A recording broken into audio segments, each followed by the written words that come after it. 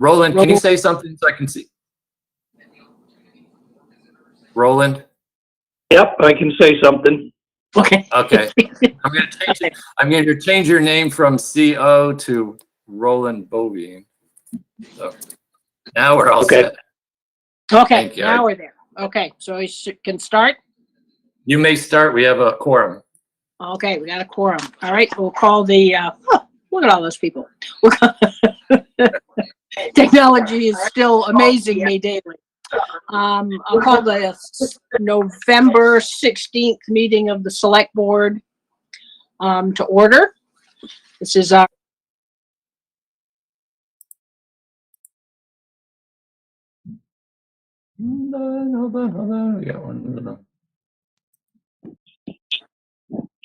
Hold on. We got one little. All right. I think we're all set now. Yeah. okay. Now I'm unmuted.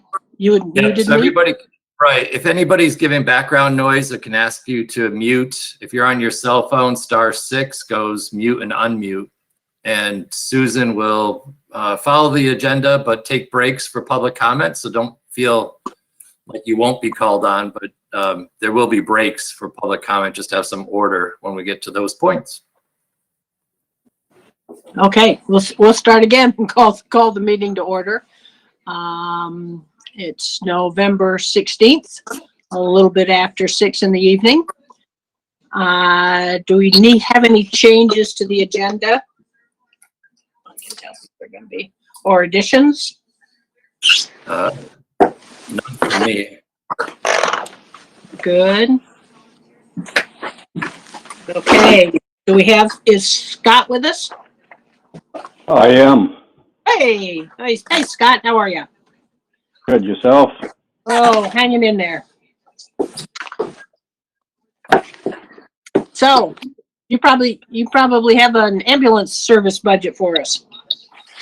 We do. I don't know if what Ron has shared with you. We are asking for roughly a 3% increase this year, which means for Hyde Park, you would go from $117,117 to $120,040, or an increase of $2,623. 2020, to say the least, has been a difficult year. Yeah. We did have a couple of positive things happen this year. We did open a new location in Morgan. We just received November 1st, put a new ambulance into service at the Johnson Station. So we're really trying to keep on our regular replacement schedule. It's important. It will save long-term cost. But we found we're pretty much shut down for services for 2 months, in March and April. So we have a drastic decrease in both transfers and 911 calls. On top of an increase in cost of supplies and the amount of personal protection gear that we have to use this year and keep replacing. So as of October 22nd, our operating budget showing a loss of $104,906, which, and so why are we only asking for 3%? Well, we did do COVID testing, which is giving us an extra, and this is out of Johnson, $41,679. We applied for a PPP loan, received $139,164, which we just found out is officially now a grant. Oh, excellent. Which makes a huge difference. We have received one COVID relief payment from the state of $26,449, and we have just heard but not received about a second COVID relief payment from the state of $19,500. For those total from COVID through grants and the testing we're doing, $226,000, which right now leads us to the positive of 21,860 $886, but we know from October 22nd through the end of the year, we're going to be losing some additional funds, especially as we're expecting another shutdown at any point. Yeah. Getting prepared for the worst. And we're hoping to use that extra money to get through the 2021 year without a great tax increase to the property owners of the 5 towns. And if we're lucky and have extra money at the year 2021, the board of directors would decide how to do it as far as getting ahead in our capital funding for building maintenance, ambulances, etc. So, and the other thing is we also received $22,800 in hazard pay for our employees. This is in for Johnson. Of course, that money that was for employees that make under $25 an hour, which 100% goes to the employees. But it did cost us an additional 6 to 7% on top for workman's comp, Social Security, Medicare, 401k, etc. So,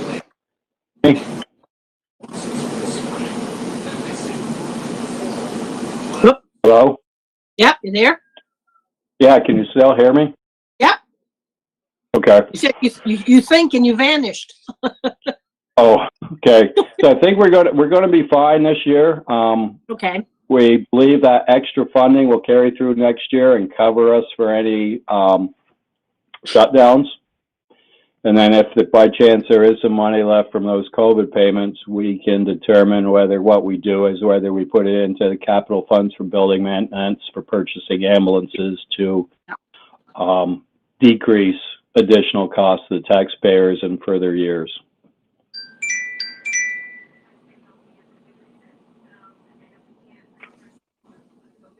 Any questions?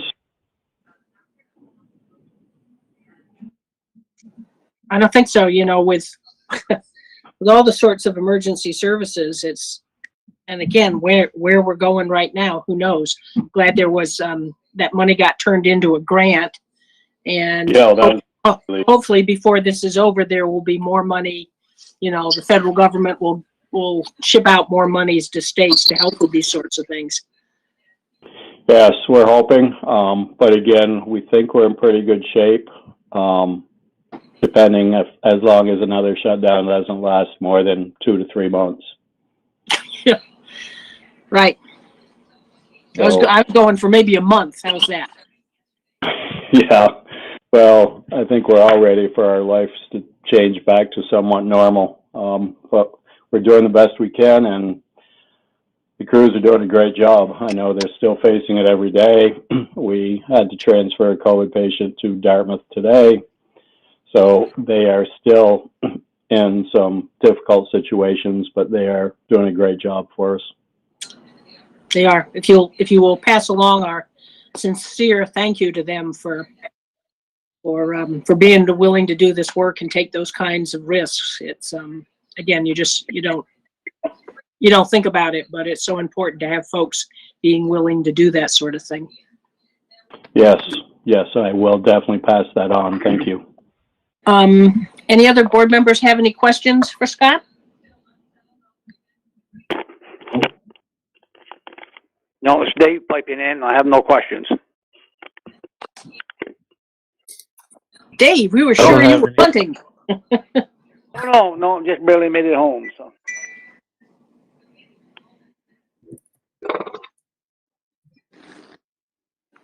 Okay, I guess that's all we need, Scott. We'll let you off the hook, and if we have any questions, we know where you are. We'll get in touch with you. It sounds like you guys you've been doing a good job. Thank you. Thank you. Please get hold of me, and I'll hold on. I think I'm on the schedule a little bit later.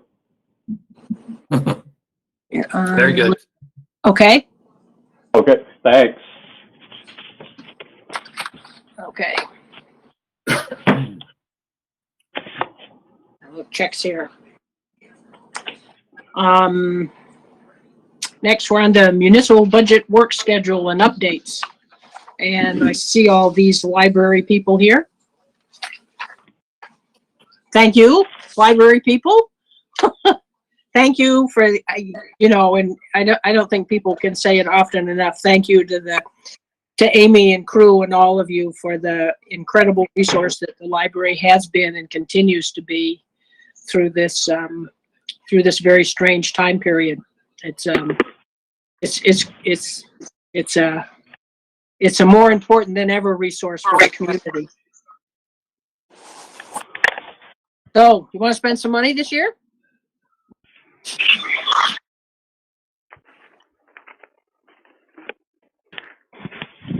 You got them there, Ron?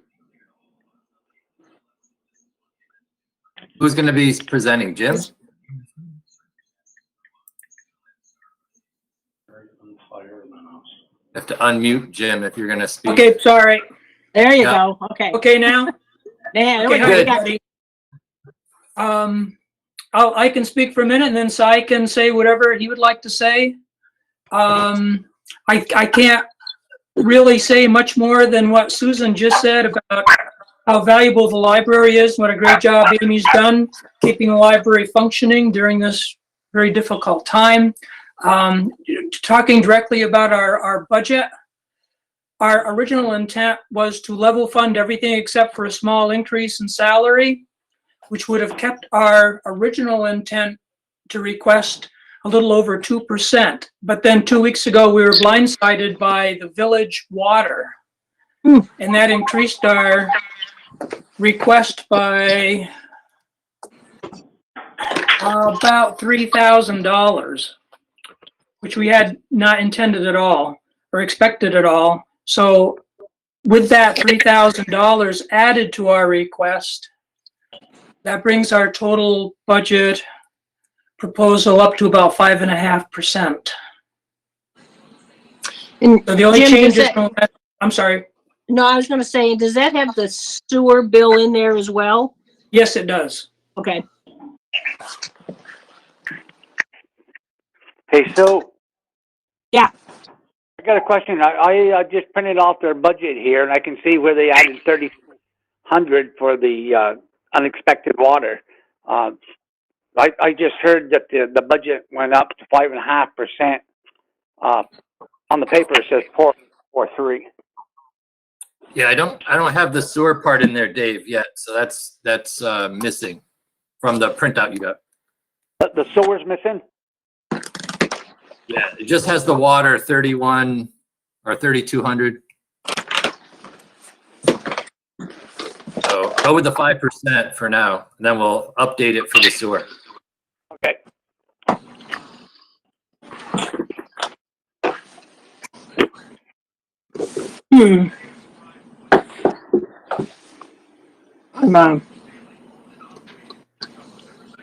Okay, I guess I won't pull that up. I'm having a technological issue with my desktop that has all the stuff on it, so I won't look at it, okay? Uh, I don't know if Jim was done with his presentation. yeah, I Yeah, don't know. pretty much. Everything else was level funded, and all we really wanted was a little increase in the salaries until the water and sewage tumbled on us.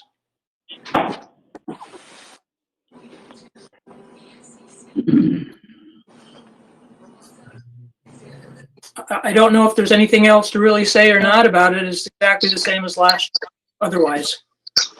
I know we're keeping the 12,000 on contribution side as well for that's the revenue side. Right. This is just the expense side, but the Yes. 12,000 on the revenue side. Right. I think we'll be talking about the village bond in a little bit, and I'm sure if that affects your other budgets as well. well, yeah, no joke. And of course, we're all going to get, you know, because it goes through the county, so it's going to come through the county, but then we're all going to get it through the school as well. Oh. Yeah. So, yes. and I'm wondering if maybe we should, like take all those expenses and sort of keep a little separate line item for them, Ron, so that here's what it is to each organization. And because also because I think it will be helpful for voters to see that, you know, again, they were trying to stay around 2%. Everybody's trying to stay around 2%, and then you get hit with a gigantic water sewer bill. For folks to see that our structures within town are trying very hard to live within a 2% increase, and here's why things are going up. So we'll be talking about that, but again, appreciate sort of, in some ways, I see those budgets is two budgets. It's the budget that everybody had planned on, and then there's this unexpected addition that no one was told about, prepared for, or had any idea coming.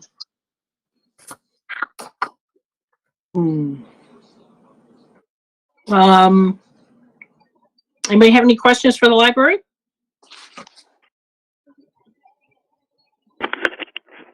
Good job holding your budget, guys. Thank you. We certainly appreciate all the support the town gives us all the time. It's funny, one of the things I noticed in the nice weather, because of course, as you know, with your Wi-Fi and people using it and not being able to go in, but now besides the benches at the library, you reach across to the pocket park as well.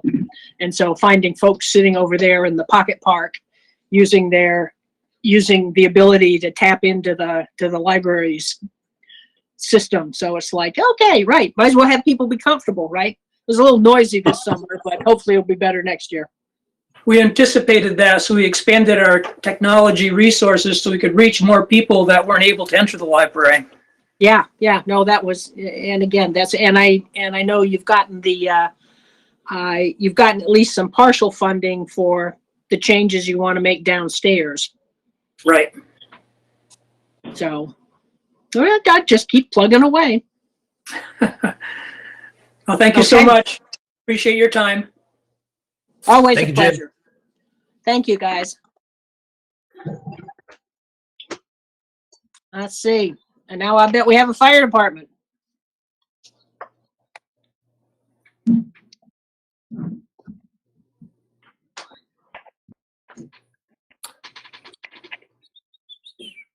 Who's up Ed for the Webster. fire department? Whoop. Ed Webster's here. Hi, Ed. See what happens. Oh, I don't want to do that. What did I do? Oh my God. Fire department. Brad is here and Ed is here. They're not muted, so they can talk anytime.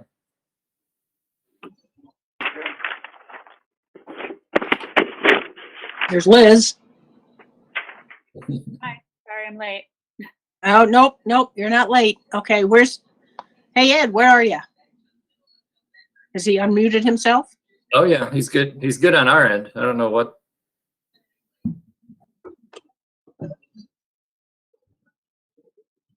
Well- Everybody's wide open for free talk. If Well, let's see, I got this. Okay, I'm looking at this budget here, and I think Ed and the guys over there did a hell of a good job, again, until we get to water. Now, Yeah. Sue, I don't know how this lawsuit and stuff's gonna go or how long it's gonna take, but for $20,100 a year, we could punch a well for under 10. Right. So to best of your knowledge or Ron's knowledge, how long is this going to be up in the air before it's settled on who's going to pay what and how much? Oh, it'll be there for a long time, Dave. I got no doubt about it. And Okay, so- and one of the it's down further on the agenda, but talking about it, we need to take a formal action, and then once we do that, I think one of the things that we get the first legal advice about is do we pay the bills under protest, or do you not pay the bills, or what do you do? And I think that might, and again, I would say, I think the question should be, I would put the library, the fire department, everybody, you know, under that umbrella, so that we're all doing the same thing and we know, you know, and we know what to do. And then come up with a plan as to how we want to do it. If we have to pay out all that money, and again, I mean, if the library, if the fire department budget has got to go X percent because it's just, you know, it's all going to be taxpayer dollars, do we sort of pool that in one place and say, here's what the town is paying, and pay it as one lump sum if we have to pay it under protest, and figure out how to do that. Again, I think we'll need first of all some legal advice on that, and then we'll need some we'll come up with a practical plan and let everybody know how to deal with it. Well, I got a plan for that too, but that come later. But my question here is, I think we should back at 20,100 out and show the fire department on having a minute increase and have that separate, because if that is going to be the way it's going to be, and we punch a well for $8,000, that'd be a $12,000. What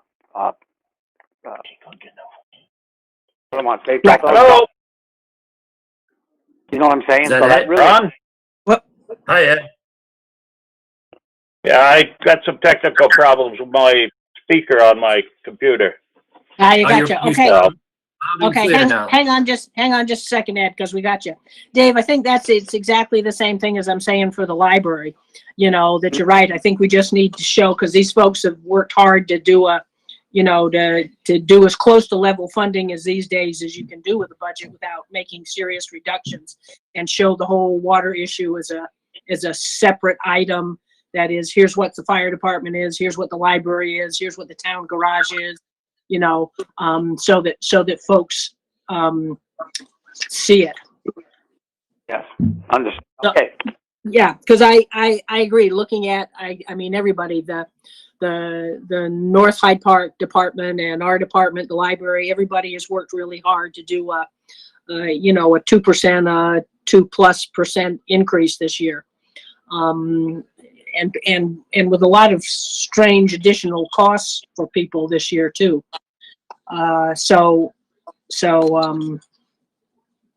Yeah. So Ed, now we got you. You got your microphone? You set? Yeah, Okay. I hope so. Can you hear me? Yeah. I want you to know we've already said you did a good job, so you might not want to say much. Okay, as long as you're all set, I'm set. Basically, this is pretty much bare bones. I think it's like a 2.1% or something like that before we add on the water and stuff. Yeah. There's no big changes in it. We cut a couple places to add to a couple other places, as you can see. If you look down the sheet that I think Ron probably faxed or emailed to all of you, you can see what our current 21 budget is and what our proposed 22 budget is. And it's a difference of $1,750 increase, not counting the water issue. Yeah.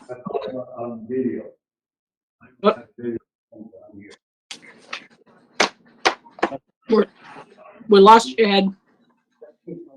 I'm still here. There you are. Okay. Unless you got, that's about all I've got to say about it. If you got any questions, I'll try to answer them. Dave, got anything to add?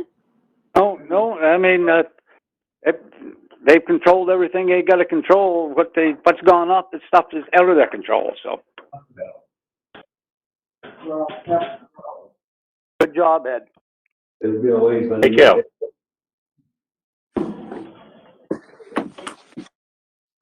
Okay, Brian or Rolly or Roger? No, I don't have nothing.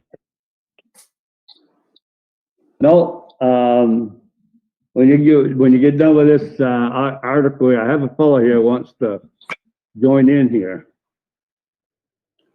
Roger's talking. Yeah, go ahead, Roger. I have a fellow here that wants to talk about his roads. I don't know where you want him, when you want him to come on down when we get to the highway department. Oh, okay, that's coming up shortly. We'll Okay, get it, so we'll get him in there. Yep. he's in here and he's masked. I'll have him hold until you're ready. Just let me know if you're ready for him. Okay. I think that takes care of it. We know where you are, and if anybody has any questions, but it looks good. Thank you. Okay.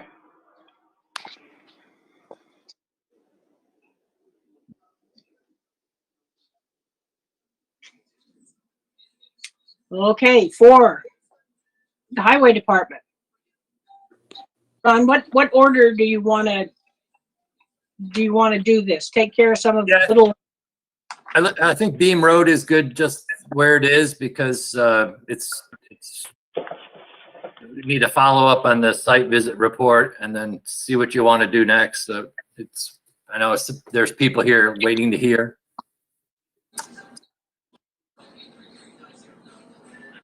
I mean, I got lost in there someplace trying to read this. They want, so you want, Beam Road is good. is good? Is Yeah, that good mean you I want to think talk about it? Yeah, we need to show, have some notes from your site visit, which would be Yeah. good to put on the record. Okay, who made it to the Beam site road visit? Roland and I did. Okay, We got there, we met with some of the people, and we discussed the work that would be done. I sent out a picture showing that there was one culvert that was blocked totally.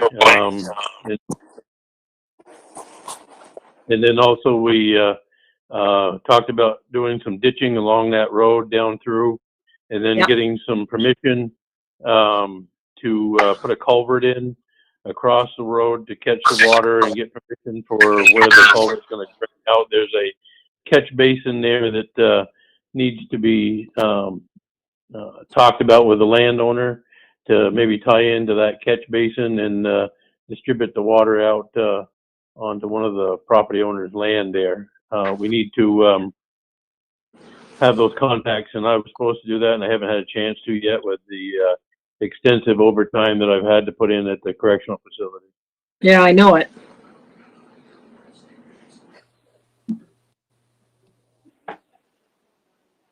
And that's most of what we discussed in a nutshell there. I think it, based on what we've seen there for road and what we've done in the past and what we've got already pre-established there for turnaround and stuff like that, that we should extend it down through to where the turnaround is currently. So now, and do we need a survey for that? Yes, I believe Yeah, we'll need to have it surveyed. Okay. So we could go ahead and get the survey done, and then I would assume this is work that's going to get done next year. Hopefully in the springtime, once we get reorganized with our town crew.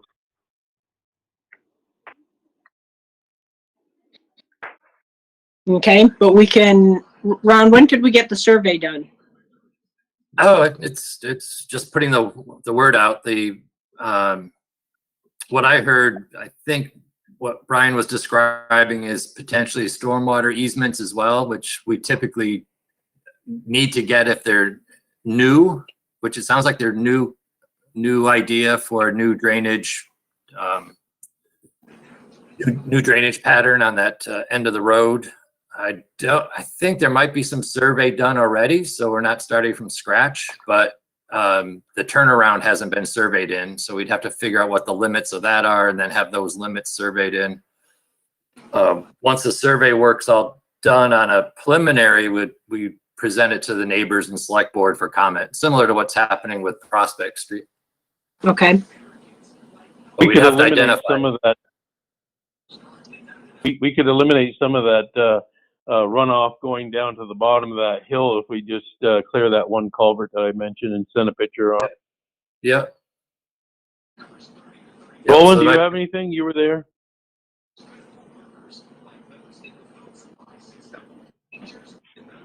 I think something should be done, you know, if we get the good weather this year, to ditch that down around that corner and clean that culvert out. And, you know, go down to the end of the turnaround and get that culvert cleaned out. You know, I don't know if we got time to do the whole thing ditching down through there, but it should be all ditched all the way down to that black culvert, that plugged culvert, all the way down around that corner, because, you know, it's washing the edge of the road out the way they ditched that, Brian. You see it. Yeah. I mean, it's right on the edge of the road the way they did it with a grader. So, I mean, it needs to be pushed back with the backhoe to put the ditch back there so it gets away from the road. Hey, Rolly.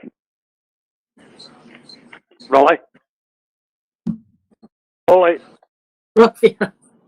We lose him. Rolly. It's Dave. I guess my question was, if we disturb that land or that road or any of the dirt up there, won't it become muddy?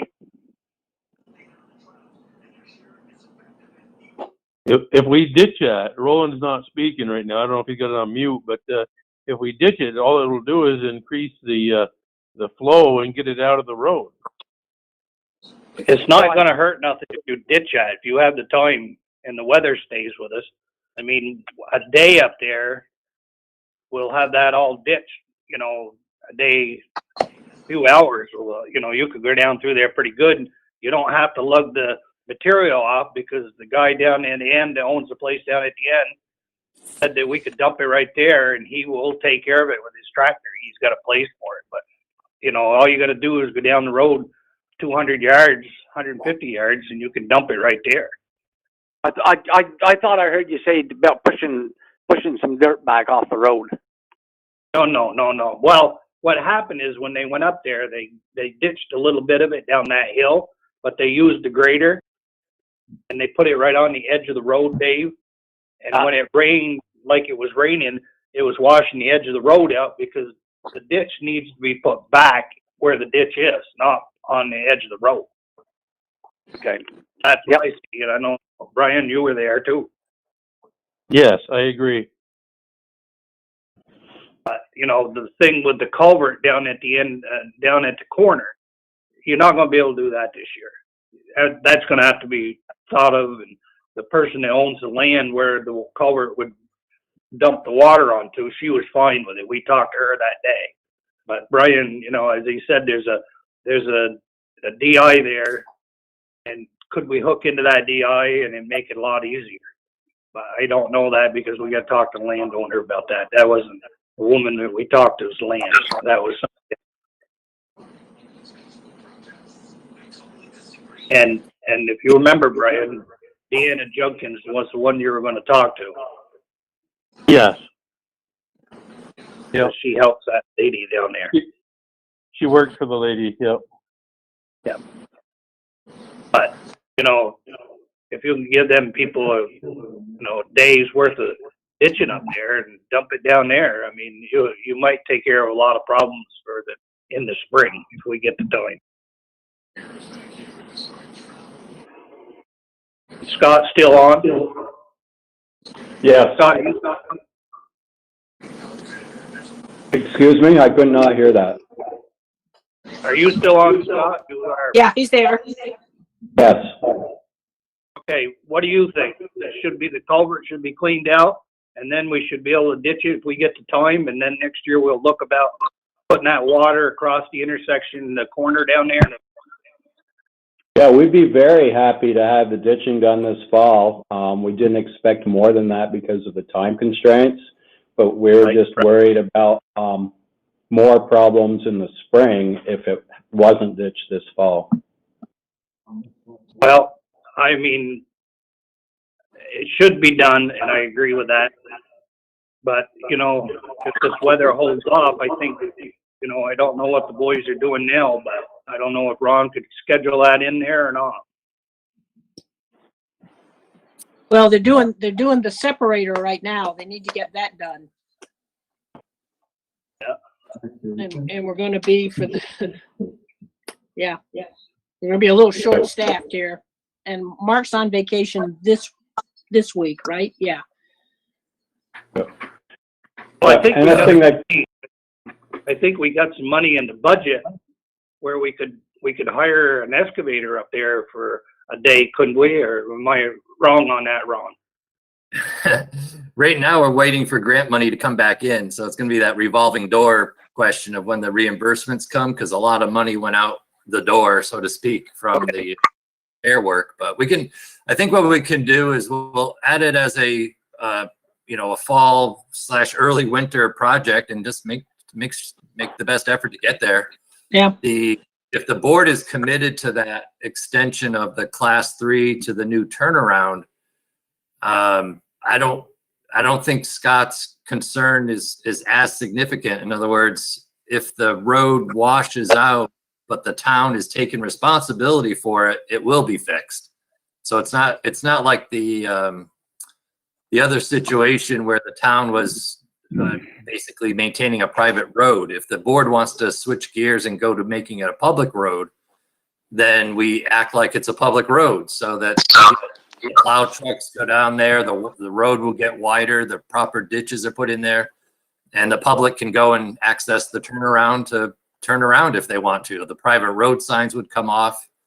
And if the road fails or if there's problems, then the town crew goes out there. There's no question about whether it's a public road or is going to be a public road.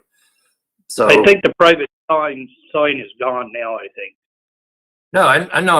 I was going down the list of the change of what would happen. That's all. So if the public takes an interest in that road, which is the select board, taking responsibility to the turnaround, then we have to go through all the hoops to make it happen. But in the interim, if there's a road problem, the crew will treat it like a public road. So I don't think this. Can I jump in here? Yeah, go ahead. This is Jerry Smith. I live on the Jerry. road there. My concern at this point is if you ditch down that hill, which I think is a great thing to do, and you stop at that corner, what's that going to do to Sherry's property as that water runs down there through that ditch and there's no ditch going around the corner? Is that every action has a Is it just reaction? going to run across the house? I understand. Well, that's why I said it should be all ditched all the way down to where the turnaround is. Okay. Because No, that's where the next I that's where the next agree culvert. with that. That's where the next culvert is down by your place or down by the turnaround. That's correct. Yes. You know, Yes. And But the Ron- other discussion we had when you were here, Wait, Rolly, go ahead. the other discussion Well, we had, whether to move that turnaround or not. Are you still thinking that? we haven't discussed that. We haven't talked about that yet, but that's a possibility because we got to run it through the loop for the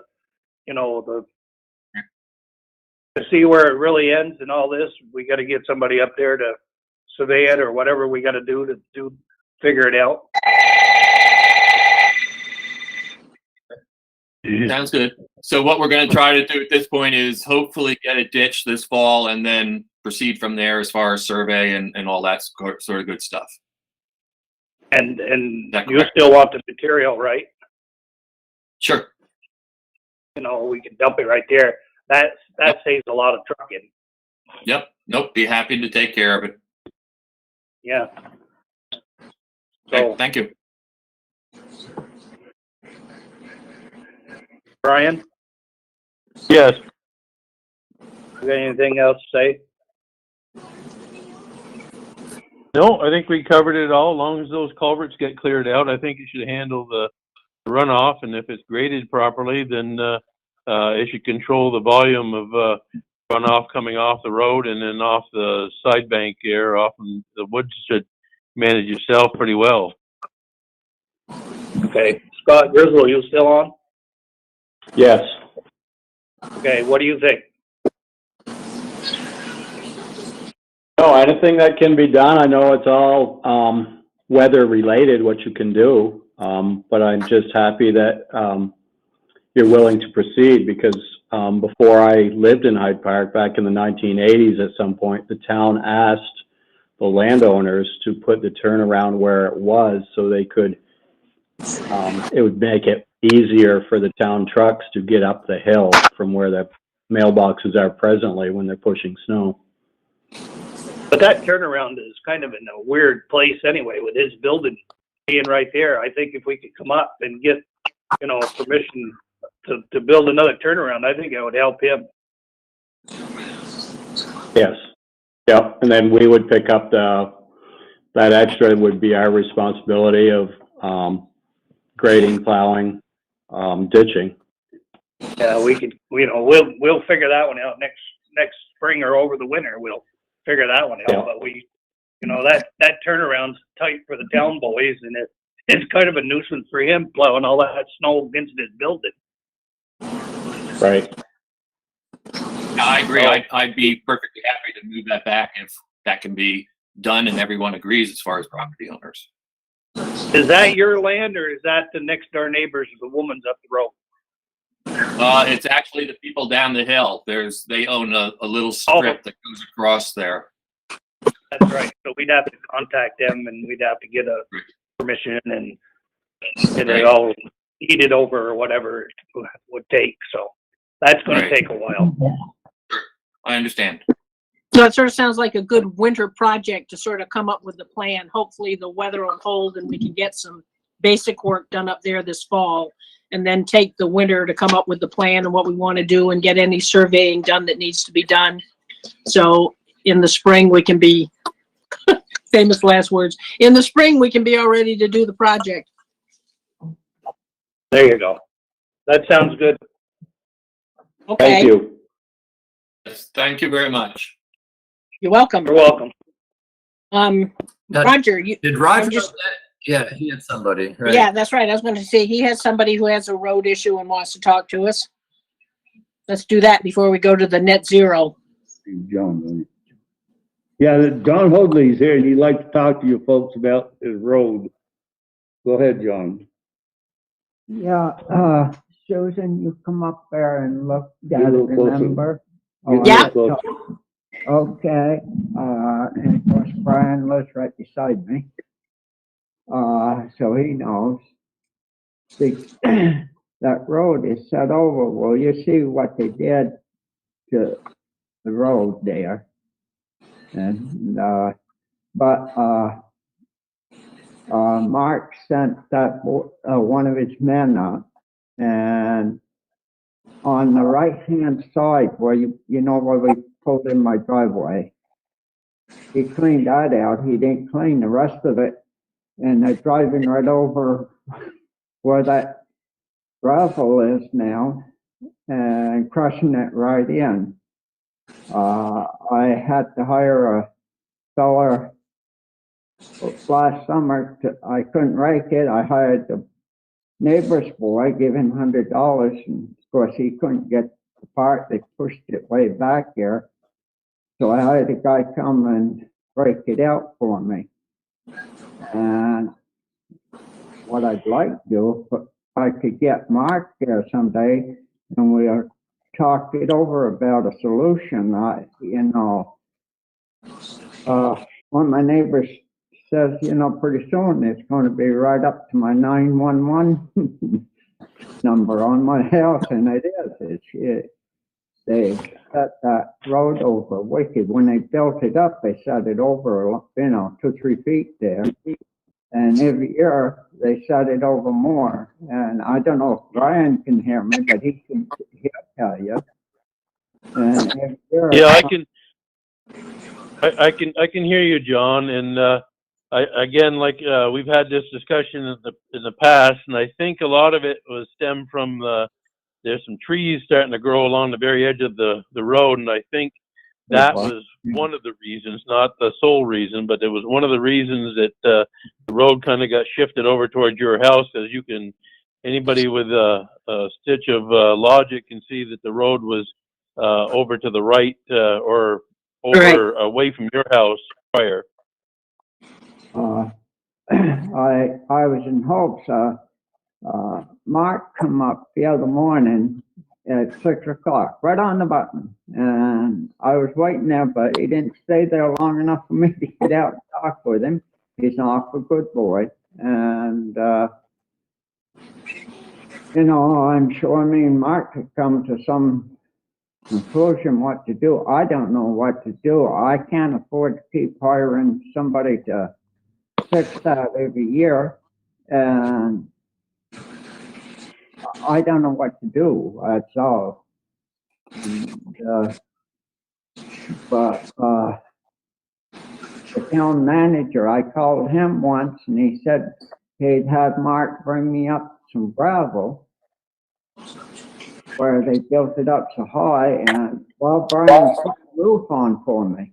And he can tell you he had to shovel to get in my driveway, and I left a great big dip there, and I filled it in with my topsoil I had on my garden. But I ain't got no more good soil to fill that, and I don't know what to do. And I think me and Mark could probably come to, you know,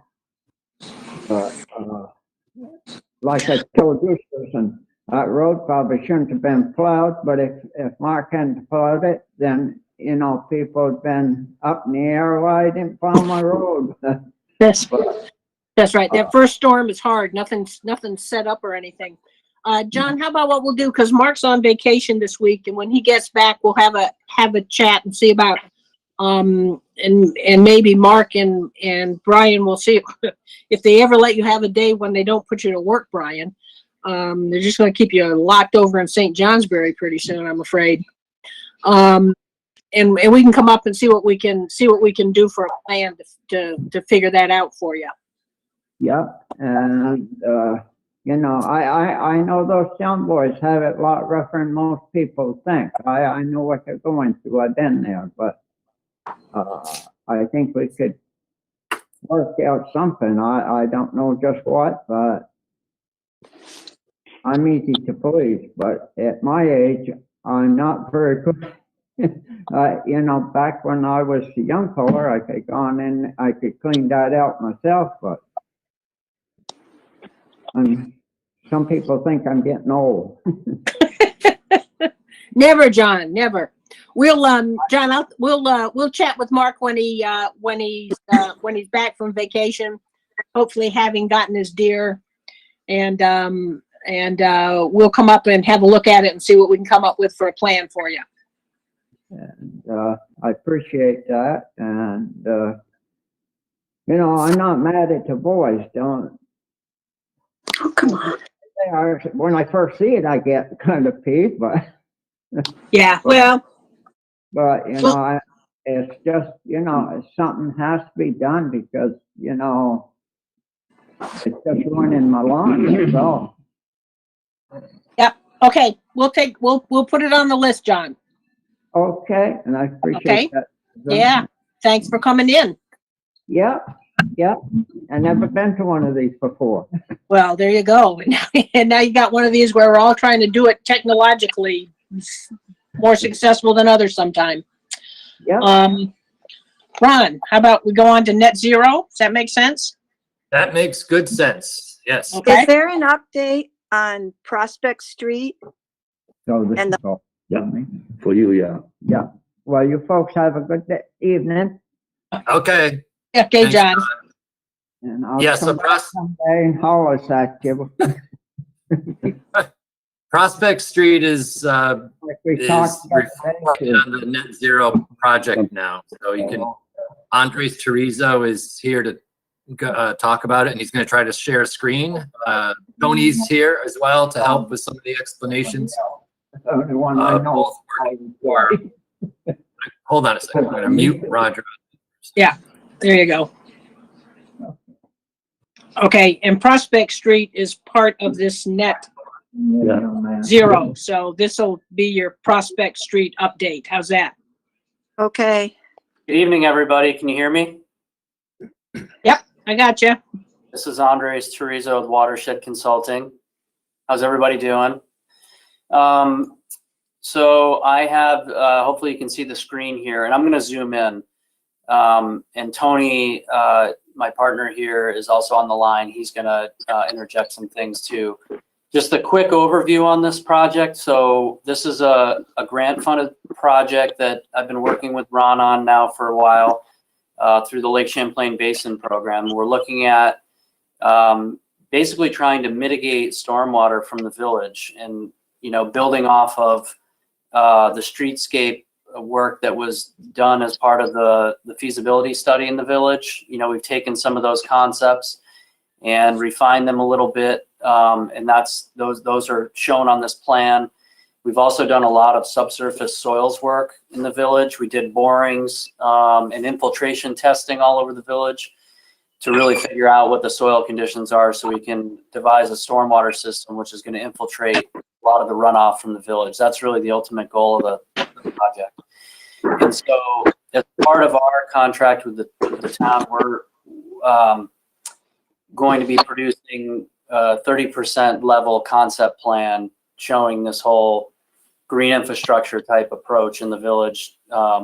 And so I think the purpose of today, what we have on the plan, there's a lot of features on the plan. And really, I think this is the first time we're presenting it.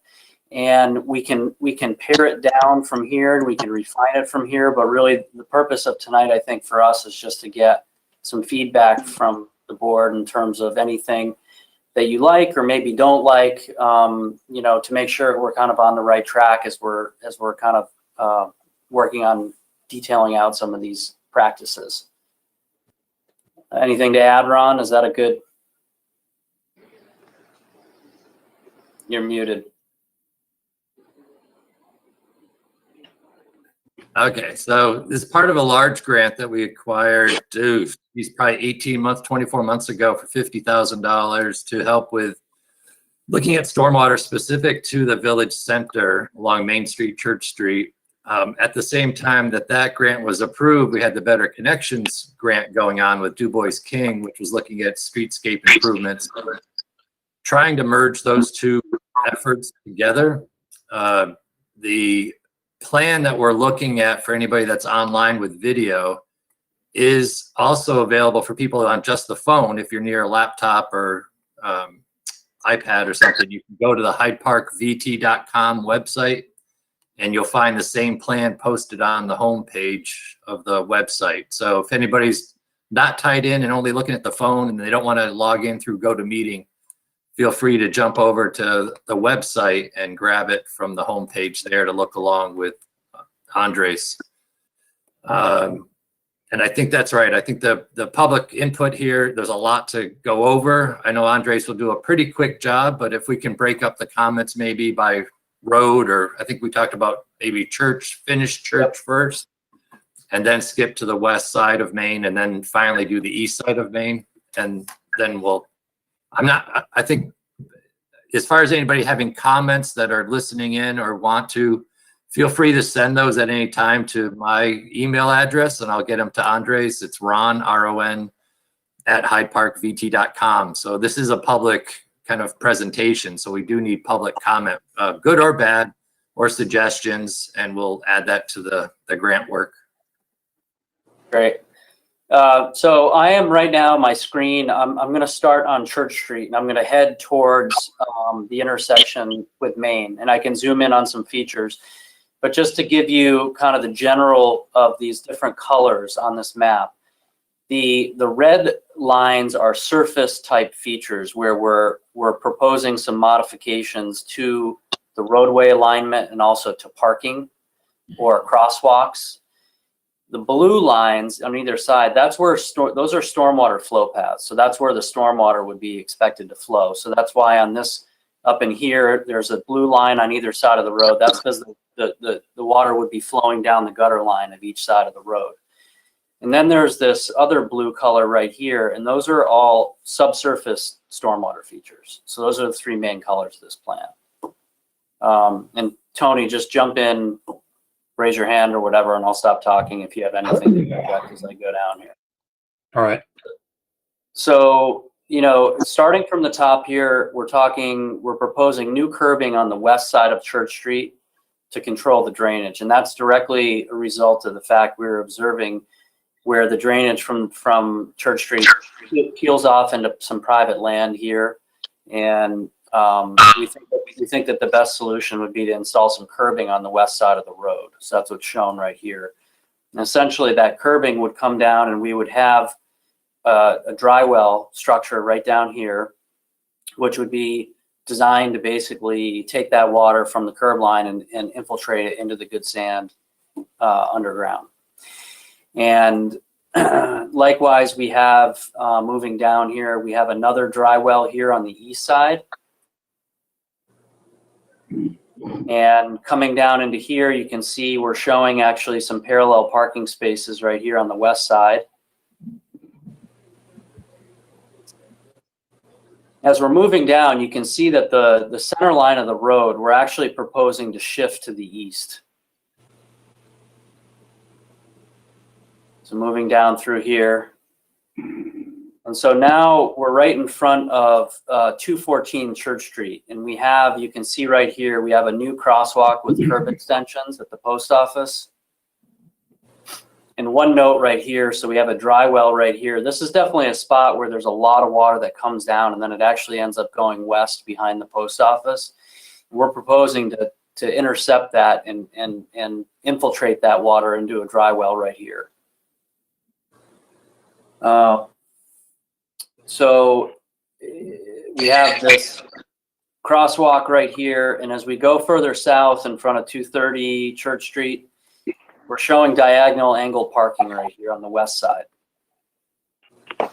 This is a little bit of a deviation from the Du Bois and King plan, but we think that this actually makes sense to basically shift the road to the east instead of to the west. I think it was reversed in that plan. It would be more compatible with the businesses on the east side here, and I think it just would make more sense to have this parking angled on the west side in front of 141 Main Street here.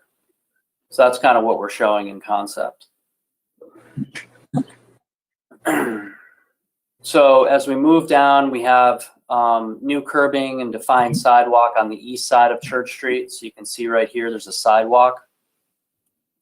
That sidewalk actually, now I'm going back up north, it's running all the way up the east side of the road.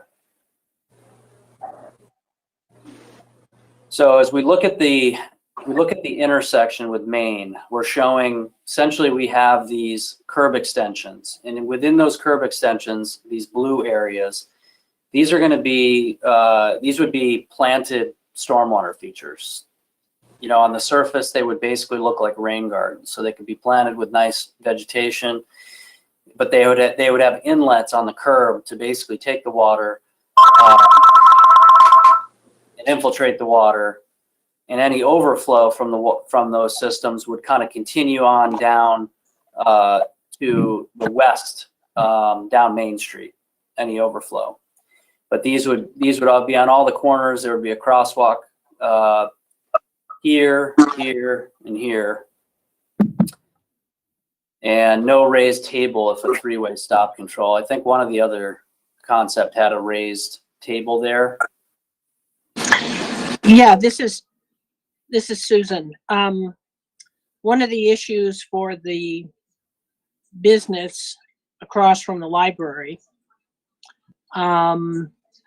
and again, taking,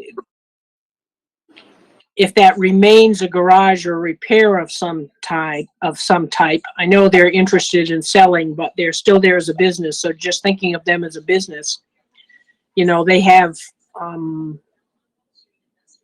all the vehicles they're working on, they park there.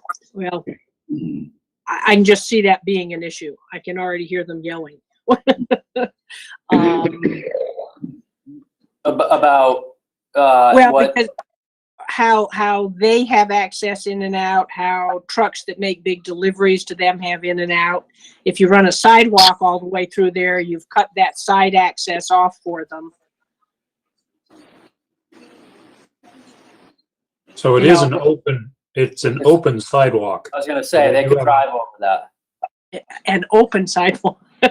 Oh, good. Now I got different kinds of hot sidewalks to learn about. Okay. Okay. That was one of their concerns. Moving the parking over there would make would certainly make a big difference. And as I say, if anybody's got some money and wants to buy a nice lot and give it to the town, that'd be great. I'm gonna put that out on Facebook because that would be, in my mind, that's wonderful. That would be another perfect little park, sort of an area or a ice cream store or something like that. Anyway, that's beside the point. Okay, got it. Sidewalk they can drive up over. Can I pipe in, so? Sure. Hey, Rolly, you on? I'm right here. Hold on. Yeah, there Yeah. it is. I'm not a fan of diagonal parking, and I know Morrisville was going to do it, but they had a lot of negative responses for doing it. Can you shine some light on that? Well, the light that I've got is when you back out into oncoming traffic, what happens? Kabang. You get rear-ended. Yeah.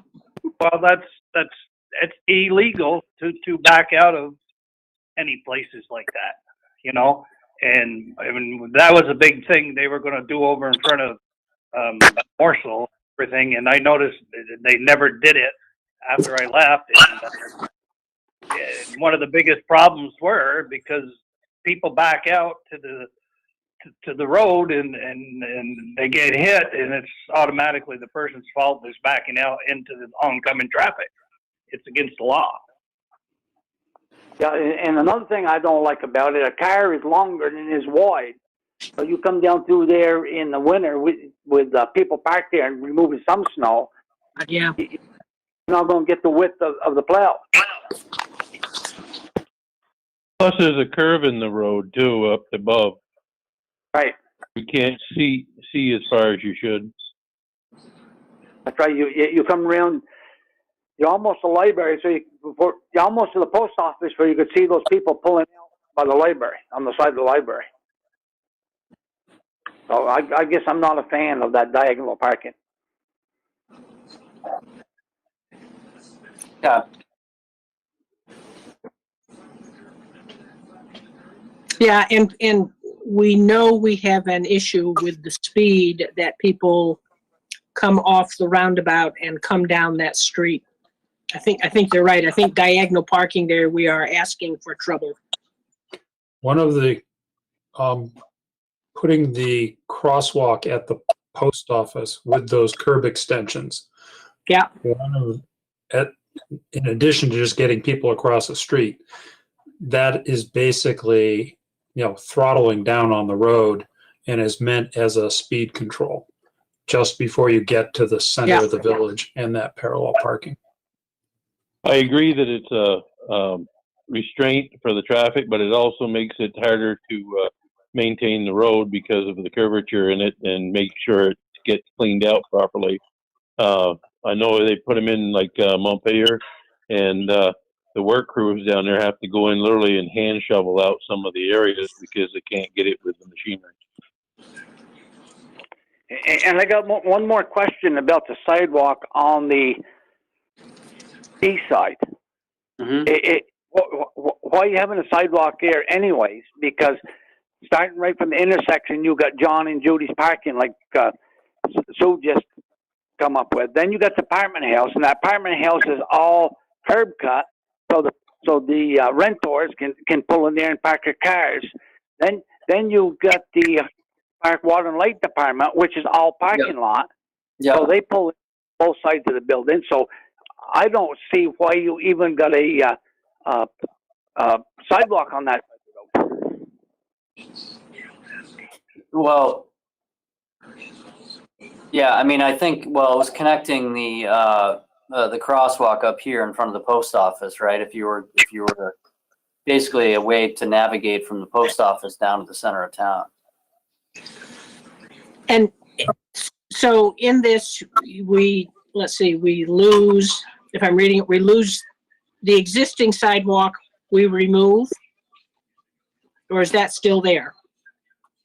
On the west side? Yeah, On the the west east side. side. Still No, there. that's still there. Okay, so we said, yeah, I'm, boy, I think, dude, the east side of Church Street already has a sidewalk. It's a painted sidewalk going all through there. So there's not a Right. big change with sidewalks right now. It's not a structured sidewalk. It's painted on the Right. asphalt right now. Right. right. Yeah, but what I was getting at is all parking lot, whether it's John's parking lot, the apartment house parking lot, or the Village Water and Light parking lot. It's all Yeah, parking lot. I don't think And it's, then there's a sidewalk that goes right up straight through until that fire hydrant. yeah, there's an existing sidewalk going on the east side all the way up, and then it disappears at a certain point. Right. I'm not sure, maybe by the Hool. Hool Yeah, the whole somewhere. property, yeah. Yep, just before there, yep. Yeah, so it's already there, so it's not a new sidewalk. Sort It's of, just right. it's marked. Acknowledging it as a sidewalk? We don't have, what's that? I said acknowledging it as a sidewalk. Correct. Yeah, I Or- don't really. Yeah. Yeah, I don't think Okay, people are I- gonna lose. Okay. I think it's safe to say we don't like angle parking. How's that? Well, yeah, so I mean, the alternative would be the parallel parking, right? Right. Just leaving that the way it is, but then we get the addition of the nice rain gardens and everything. Correct. You can still do all the and this is really at the intersection. I mean, that's definitely a big need for some drainage improvements. Yeah. I mean, as Yeah. you guys know, there's a lot of puddling right here, and Yeah. there just stands to be a lot of good stormwater improvement at this intersection, I think. Yeah. Okay, so as we go, if we wanted to go down Main Street here, so we're coming down, so these are all parallel parking spots right here. Yep. Either side. And we're showing, there's a couple different options here for some subsurface stormwater, which could be right here, over here, also right within the right-of-way right here. There's a couple different options there. We probably wouldn't need all three of these. We could do, one of these, probably still meet our goals in terms of the amount of runoff, because essentially we have, as we move down, we have additional chamber system down here. And right here, actually in front of the Opera House, we were showing a optional raised speed table right here and a crosswalk with curb extensions crossing over right here. So bumping it in, crosswalk.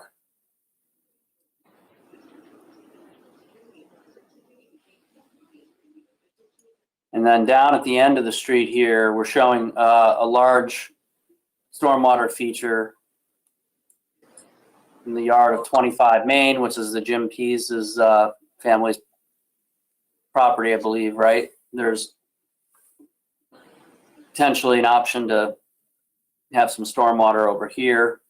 And essentially at that point, I think there's going to be very little stormwater that's going to be continuing west. We do have right at the intersection right here showing some other little kind of rain garden features, bringing it in, having a single crosswalk and some chamber systems right here. And the whole goal is basically at this point in time, from a stormwater perspective, there would be very little, if any, stormwater which would be coming into the gully, which is, right about in here, further down the road.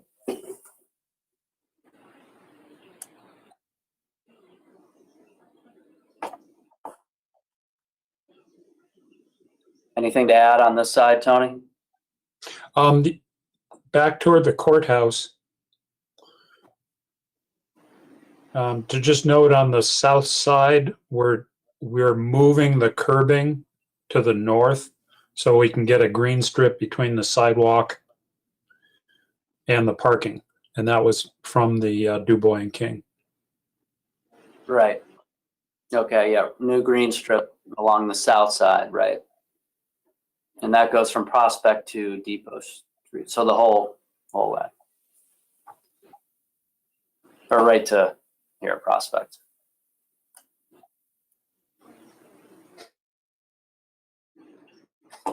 We're also showing just on Prospect right here, delineated parking spots. Widening Prospect with delineated parking. Just to note, travel down here to the loop. This is our little add-on type project here. We looked at this loop, and we were just conceptually showing an infiltration type stormwater structure in the middle of the loop. This would be an underground kind of a thing potentially, or it could be at surface kind of a structure too, just low in the middle there, to manage the stormwater at the loop, and talking about refining the loop circulation as well here. Okay, so I'm gonna go back up to the intersection here, and then I'm gonna go east. And as we go east, new curbing and green strip along the sidewalk on the south side of Main Street.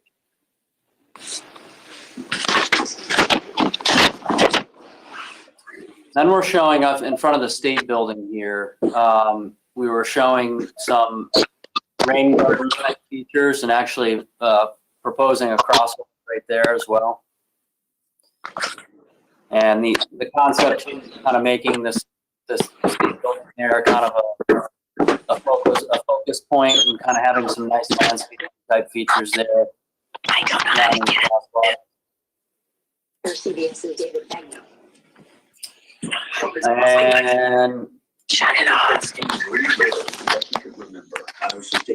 Continue east here. Anything. He was snowshoeing Mount Rainier when he was caught in blizzard conditions.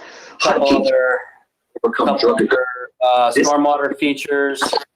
He was unconscious. Here. And then four-way stop control at Main and Depot with existing curbing. And this was actually taken from one of the summit plans, I believe, right? Tony, Yes. This was like a prior concept for reworking this intersection that we basically just overlaid on our plan here. So that's the geographic extent of what we've come up with so far.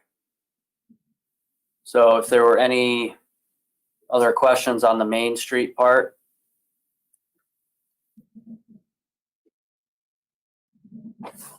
The only other comment, Andres, on the east end, our intent is to send more of the Main Street drainage at the east end to the west end. Right. So we're going to shift some of that drainage toward the west.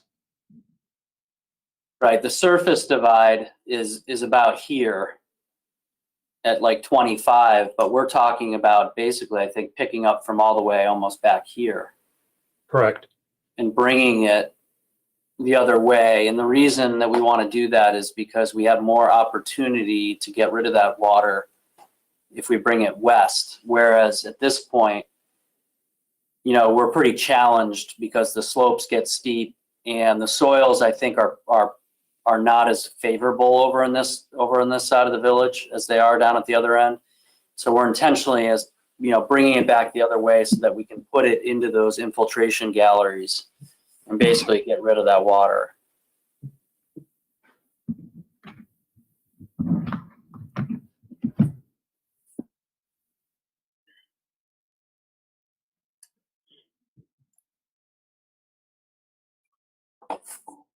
Ron, anything to add, or? I think the other thing that's missing from the goal of the project was, one, not to lose too many parking spaces. So part of the diagonal, the benefit of that diagonal is it provides spaces to accommodate stormwater treatment. If you're backing into traffic, for backing, it was like backing into southbound traffic on Church Street is the concern that I heard from the board. I think the Better Connections Du Bois King had backing into the northbound traffic, which is where cars are already stopped. You know, they take a right or left onto Church Street from Main. So they naturally wouldn't be shooting off the roundabout. They're already stopped to take a turn, and then they're faced with diagonal parking, which is probably the best condition if you're going to have diagonal parking, is to have them back into it close to an intersection versus the west side of Church Street, which, you know, if people make it through the bump out area for the post office and they're still going fast, they definitely would be going faster going southbound than they are coming off Main Street. So the other thing is the grant application was looking forward for a number of years. So this is not a quick project. This is a 5 or 10 year window for all these improvements at least. And there's plenty of chances to redesign and make changes and do all that, additional public meetings. The potential for new impervious area is another issue that this grant was going after. So if you take a snapshot of the village, and you have, let's say, 15 acres within the village center that's parking lot or buildings, and new development comes in, whether it's a addition to a building or whether it's a lot that gets developed that's undeveloped now, those all add additional stormwater. So under the state stormwater permits, anything like that has to deal with the stormwater. It's part of their permit process with the state of Vermont. And this project provides enough municipal stormwater capacity to allow the development of the village center without having stormwater be a preventative permit issue. So just like the village a couple of years ago, I think 2015 now, got rid of the parking requirements in the village to help with any kind of people moving in, whether it was a restaurant or office, where they don't have to address a parking standard. This project takes another big issue off the table for investors, which is the stormwater, because the municipal system will have capacity to take that new stormwater.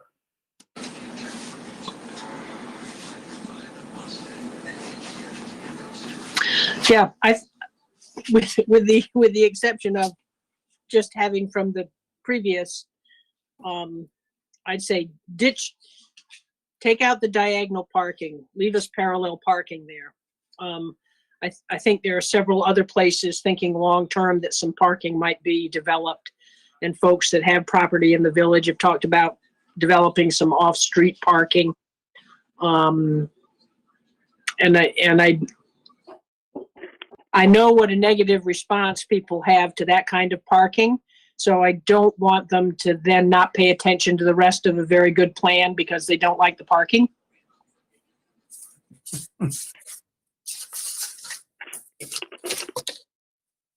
Yes, Sue, good. I just want to throw something out there, Sue. Yes, sir. And it all do with cost.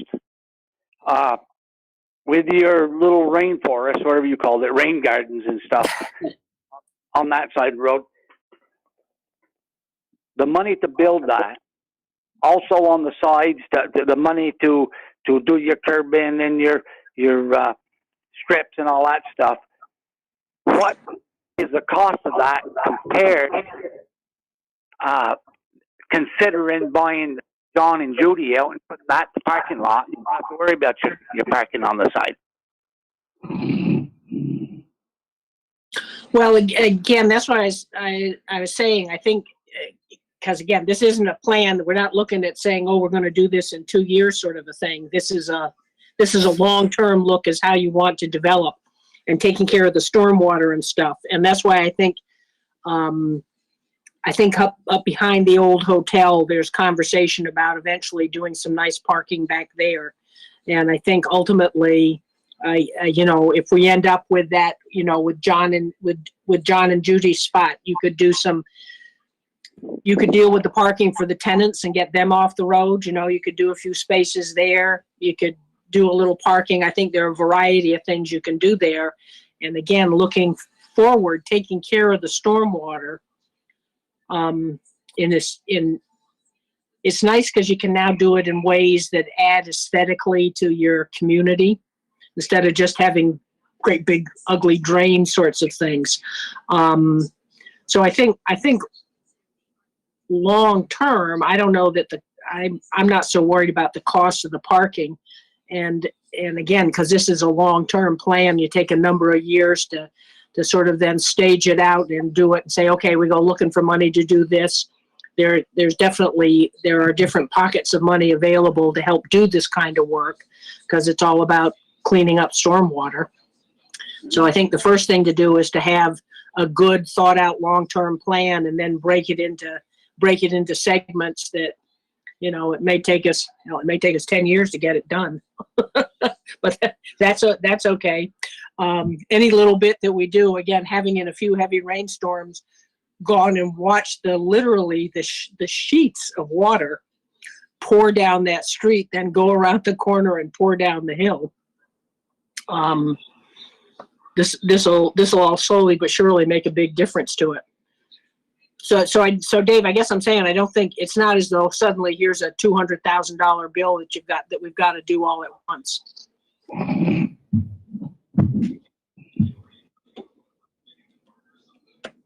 Does that make sense to you?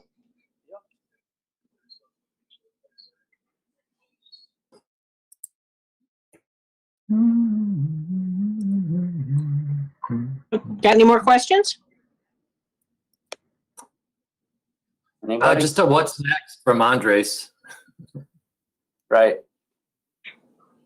Well, I was going to ask, so what's next is we would like to continue to refine this plan, and you know, all these stormwater features that you see on here, we basically need to put some real volume and real footprint, and then that allows us to put real money to them, and you know, we do that by sizing them. So we have to do our modeling, finish our modeling work to actually size those structures, and try to work towards getting a 30% plan that people feel comfortable. No, I'd be up on there if they could see. The landscape elements. I just call them and do a video with them. Hey. I could have, and it would have put me up on my camera. Brian, you need to mute. I got him. Okay. Yeah, right. So that's I think where we're headed. So we have, geez, I think we have what, 5 months left, Ron? We're due to. Yeah, just looking. Yeah. Deliver this, I think, in the spring, and so I think soliciting the input from tonight, you know, I mean, I can discuss with Ron, I guess, where we want to go with those. You know, if the decision's to kind of do away with those angled parking spaces and just keep them parallel, we can do that. Yeah, that's easy. You know, and then we'll come back. I would imagine we would come back with a more, you know, polished plan at some point here once we get to that stage. Yeah, one of my disappearing acts was to get my desktop to work so I could. Okay, now I got all your stuff up.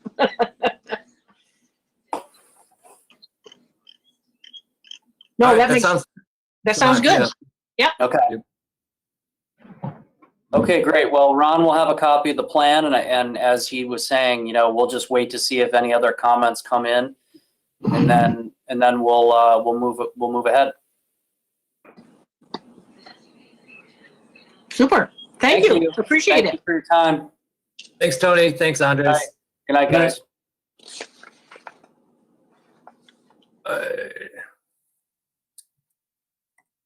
Okay, so. Okay, so now I have, well, let me see, did that answer people's questions about Prospect Street? Do you have, give people a minute to mute, unmute, get back? I saw Peg Marcoux left.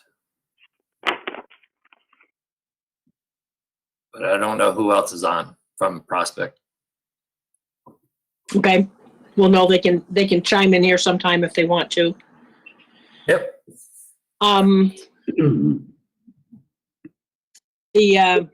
Shall we go to 1111s?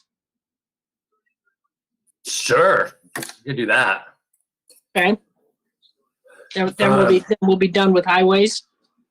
Yeah, the highway budget I sent around, it needs some attention from Brian and Mark for the December meeting, but no huge surprises in there.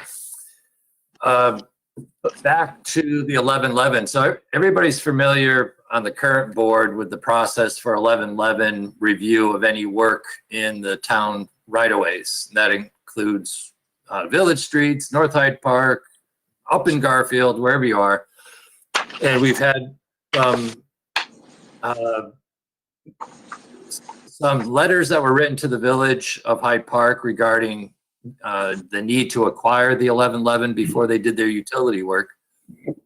And we're at a point with maybe needing a third letter or reminder to them, or potentially skipping to some more intense reminder.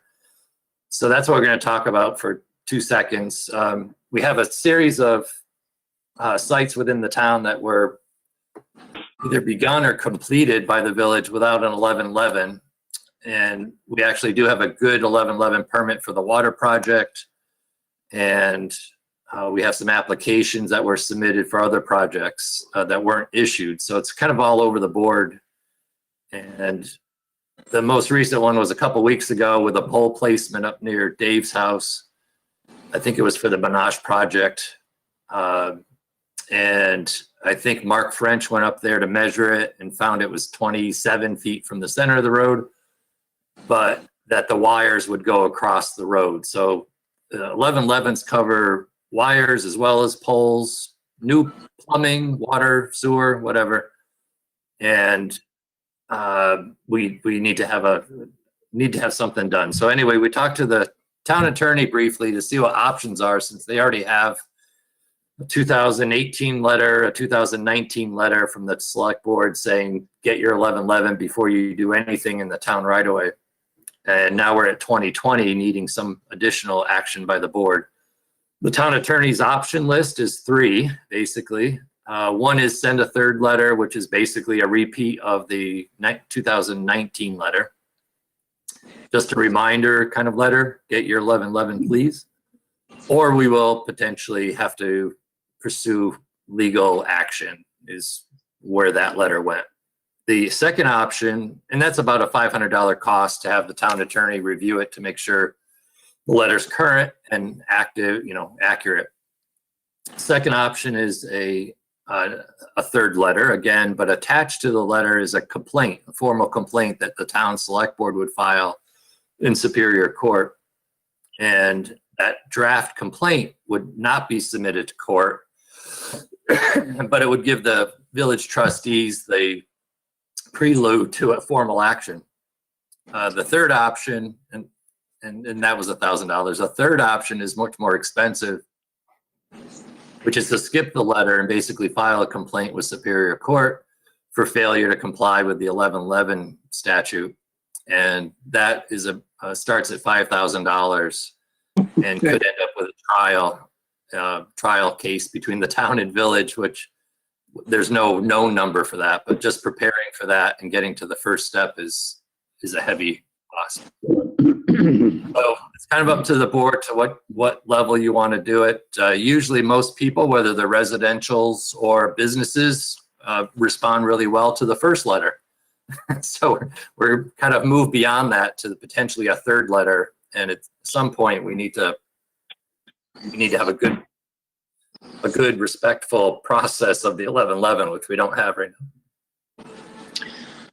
Well, the village just continues to ignore any town regulations. And I know it's been a frustration to the board long before I came on the board. It's, I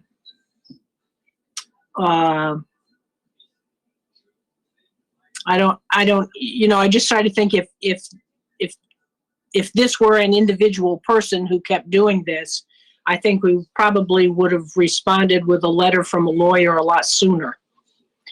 And I think the reason the permits went so well with the water project is the village didn't do them. You were working with a consultant.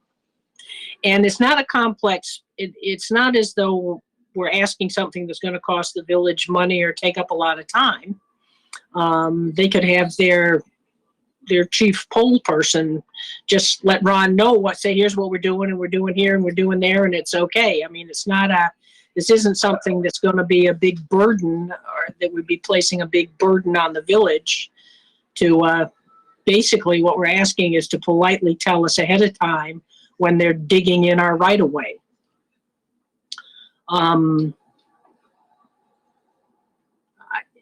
My inclination is to spend the $500 and have the lawyer send them a letter, because in other circumstances where we have just gone and had a lawyer send them a letter, they have responded appropriately and we've gotten things done. And I'm sorry we have to deal that way, but it doesn't seem to do any good us sending them a letter.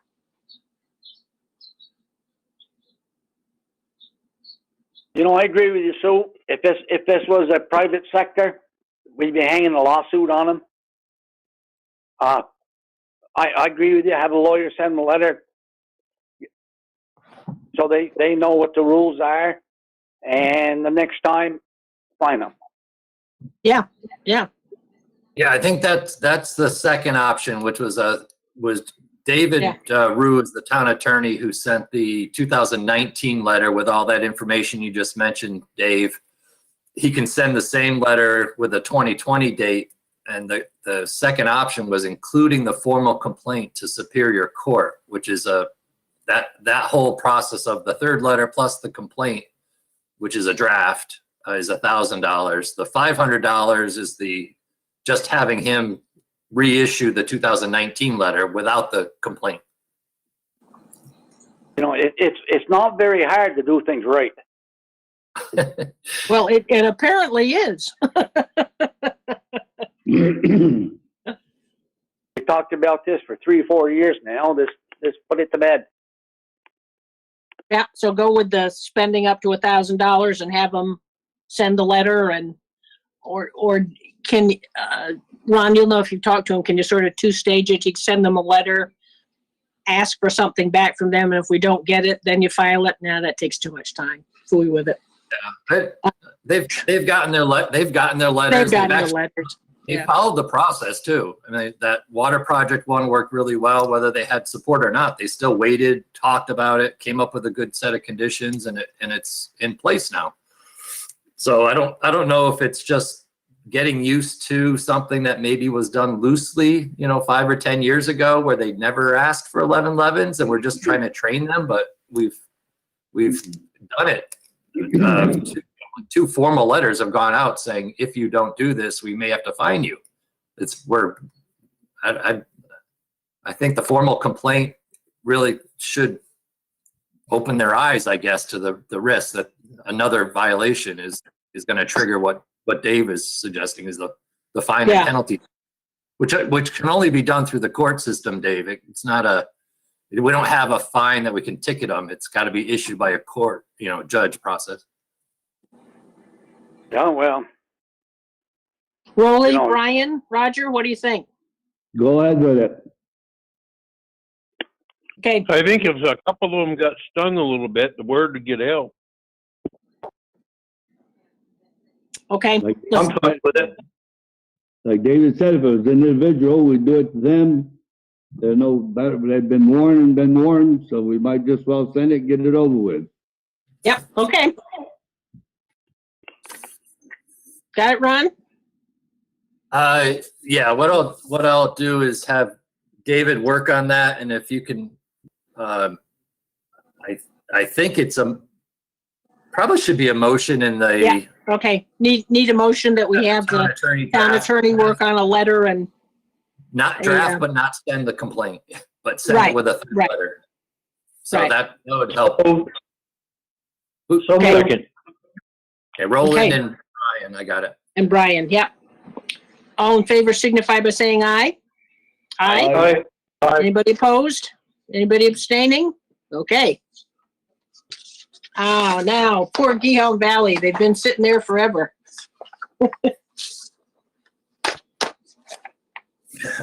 See how much fun we have, Liz? Absolutely. This is Dale. So it's been sitting there since 1910. It's not going anywhere. We're all good. Okay, so what we have, whoops, where's my agenda? Who is here from the GVH? I see Dale and Liz. Is that it? That's it. And I'll start with asking for money, and then Liz will follow up explaining the part 2 of that. Okay. Awesome. How we're going to get more money. How we're going to get even more money. Exactly. So I believe Ron circulated to the board the thing that I submitted, which was a full page of words, but the short story was asking if the select board would consider raising the $3,500 that is annually allotted for the building maintenance up to $5,000. And the reason that we were asking for that increase is that that is almost exactly the increase that will be coming from the cost of the Wi-Fi.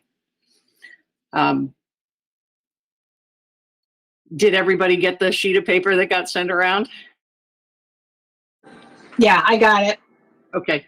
So the other thing is, like, underneath that paragraph with the ask to consider that was the other line that said we are not asking for the voters to approve any additional funding for the hall for this coming fiscal year. So the town's been very generous to us the last couple of years. So this year we're going to try to stick with just the building maintenance budget and the full-on push to pursue grant funds. We've been doing pretty well in that regard. Our $3,500 is going as far as we can make it go. We've spent about 1,000 of it. Most of that has been in building materials from the Country Home Center. There's been not a nickel spent on any kind of labor because we've been doing a little work group at least once a month all summer long, just to do the incidentals that were mentioned last year. We're sealing up windows downstairs. We have to build a utility room in the basement. Weather stripping the doors, that sort of thing. We've been able to put that in as sweat equity, but $3,500 is going to get eaten up pretty quickly with the Wi-Fi addition and with the propane addition for the furnace that is working now. I think that we ought to put that on the town meeting for the taxpayers. And the reason I'm saying that, from going from 3,500 to 5,000, 1,500, I mean, doing that or asking the taxpayers for more money to do something, it's the same money. Right. And the only reason I'm questioning it at all is Mr. Spitzer stood up at the last town meeting and said, if we approve that $19,000 in change, the Grange will not come back this year and ask for any more money. Right. And well, okay. If you want to play that tape back, play it back. That was said. And so to me, you're coming back asking for more money. So I think it ought to go on the town meeting for the voters to decide. Okay. We weren't sure just exactly how to proceed with that. It's just knowing that the $118.44 each month is going to cost about $1,400 each year. We're worried that the $3,500 that's annually allotted for building maintenance wouldn't be enough to support that. Well, I understand that. I'm not saying I'm against it. I'm just saying what was said and voted on at the last town meeting. So I don't think that the select board can rule it on their own without going through the rest of the taxpayers. Understood.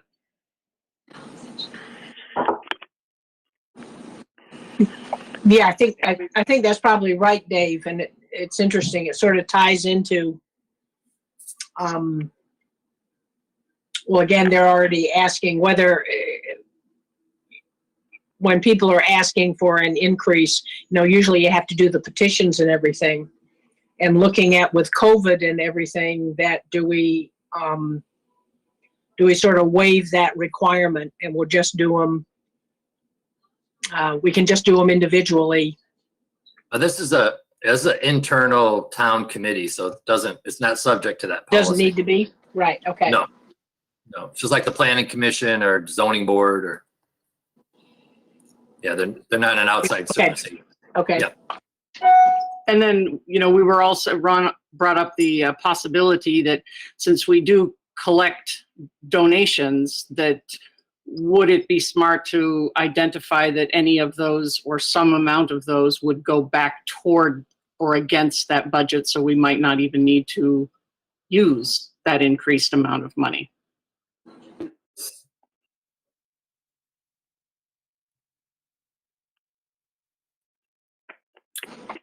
That one's rattling around in my head a little bit.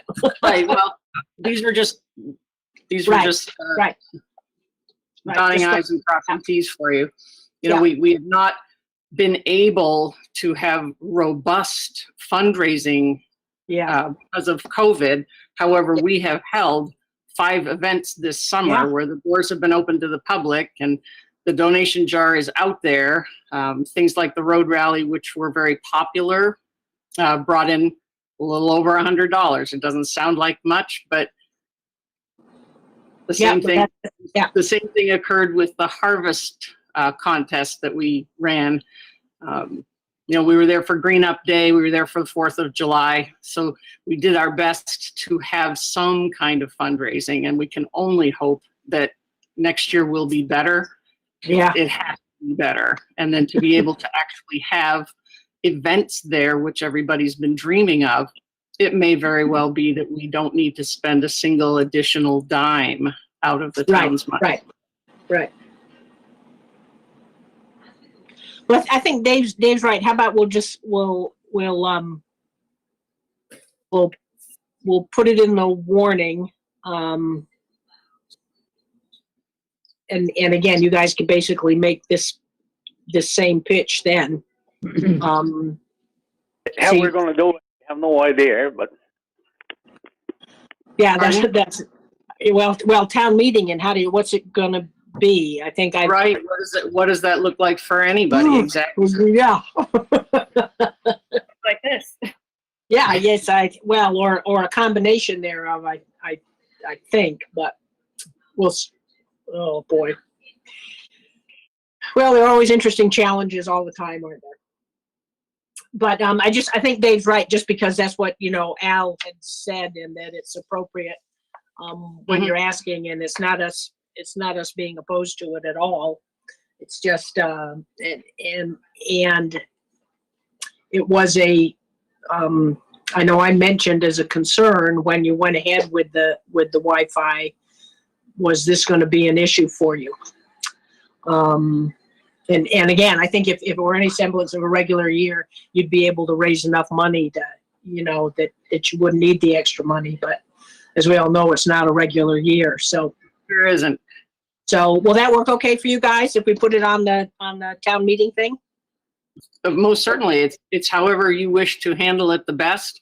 And then we did not write endlessly about all of the different things that we have done over the last year. Ron suggested saving that for the entry into the town report. Right. That would certainly list each activity, each grant, hopes and dreams, but the actual things that we had accomplished this year would be there to support moving forward and hoping for a better year. Right. Well, and I think that's always, to me, that's a fun and interesting part of town meeting, is when different groups can get up and say, here are the fun and the neat things that they've done this year, and here's how the community has benefited and enjoyed having you around. So, okay. So let me see, what else do we need from? There's if you have any questions. I can speak to the other topic. Yeah. Okay. So in the realm of raising money, we've been researching grant opportunities that are a good fit for the project at the hall. And we've been having a lot of conversations consulting with the Preservation Trust of Vermont. And they have just announced a new round of grants that they're doing. It's called the Brune Grants, and this is a fund that's administered by the National Park Service Department of the Interior. These are grants that range from $50,000 to $100,000, which we could do a lot of good work with. What's nice is also these are not grants that require matching funds. So this would just be an outright chunk of money that we could work with to do some renovations on the hall. And this particular grant is for just the kinds of things that we need to do. So insulating the building, restoring the windows of the building, helping with repairing plaster work, all kinds of things that need to get done.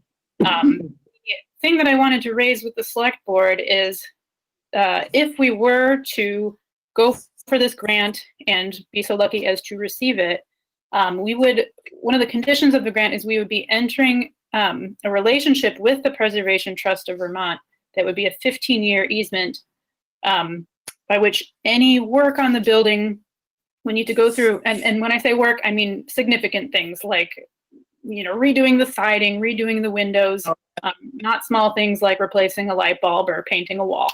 But significant changes of the building would need to get approved through the Preservation Trust of Vermont to make sure that we're abiding by historical standards. So this is a big question that we've been debating quite a bit in our committee. Do we want to become a registered historic building? Which there's a lot of benefits to that, but there's also challenges. We would then have to stick to certain standards. We would have to go through this approval process anytime that we wanted to do significant work on the building. So as a committee, we've talked to the pros and cons, and we've come around to feeling that we would like to become a nationally registered historic building. We would like to go for this Brune grant. We think the pros outweigh the cons, but I'll speak to those very quickly and would just like to know what the select board thinks about entering this potential relationship. So reasons not to do it would be just that approval process. We would have to occasionally maybe spend a little bit more money to do certain repairs, depending on the materials required. The process of doing the repairs might take a tiny bit longer because of the approval process, although they've told us it's actually not that onerous. It's really just sending an email saying this is what we plan to do. They usually get back to you within a week or two.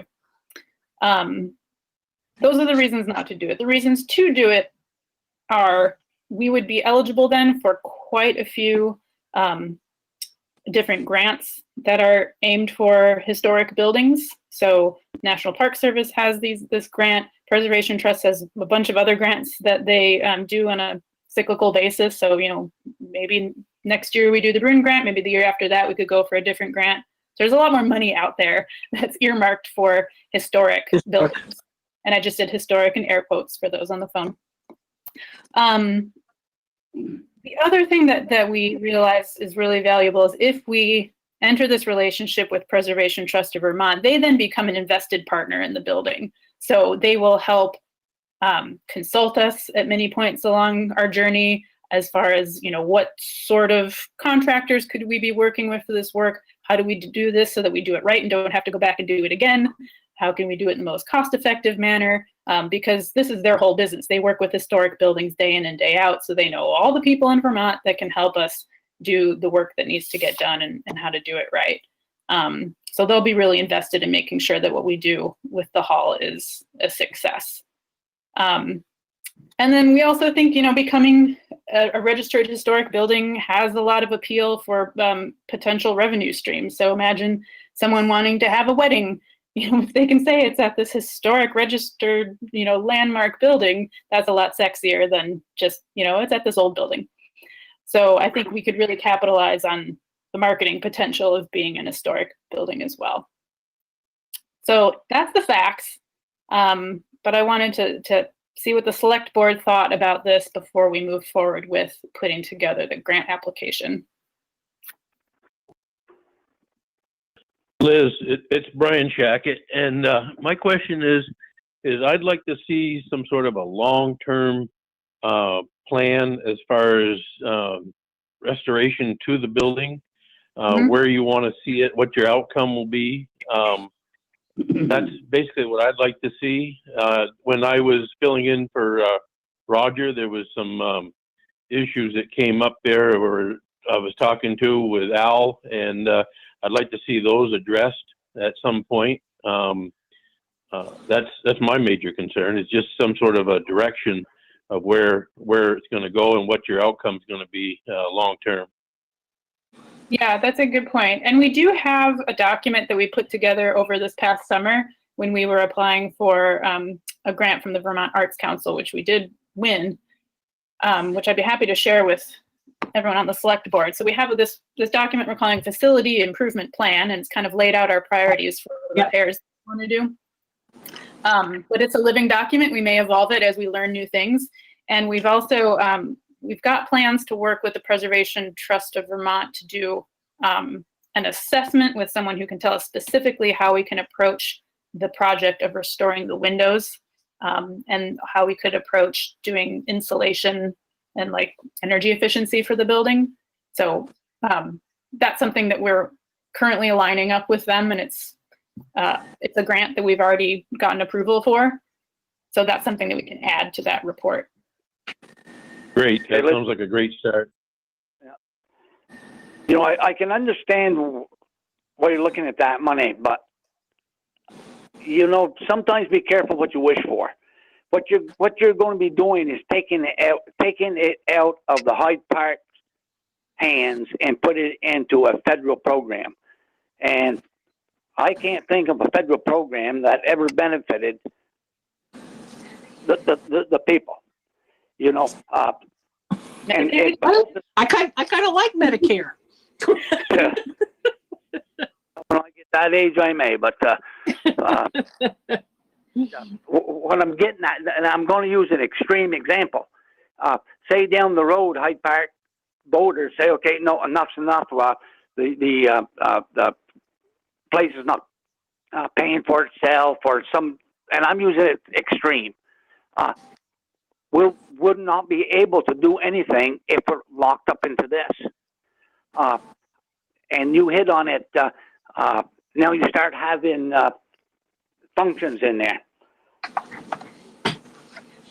They could come in now and say, well, you only can have so many people now, because now you're going to have air control systems. You're going to have so many exits. You're going to need so many ramps. You're going to need yada, yada, yada, yada, which we can get away without now. Even though we probably should have them, but we should get away without them because we're not locked into any federal program. And so that would just be my concern. Be careful what you wish for. Mm-hmm.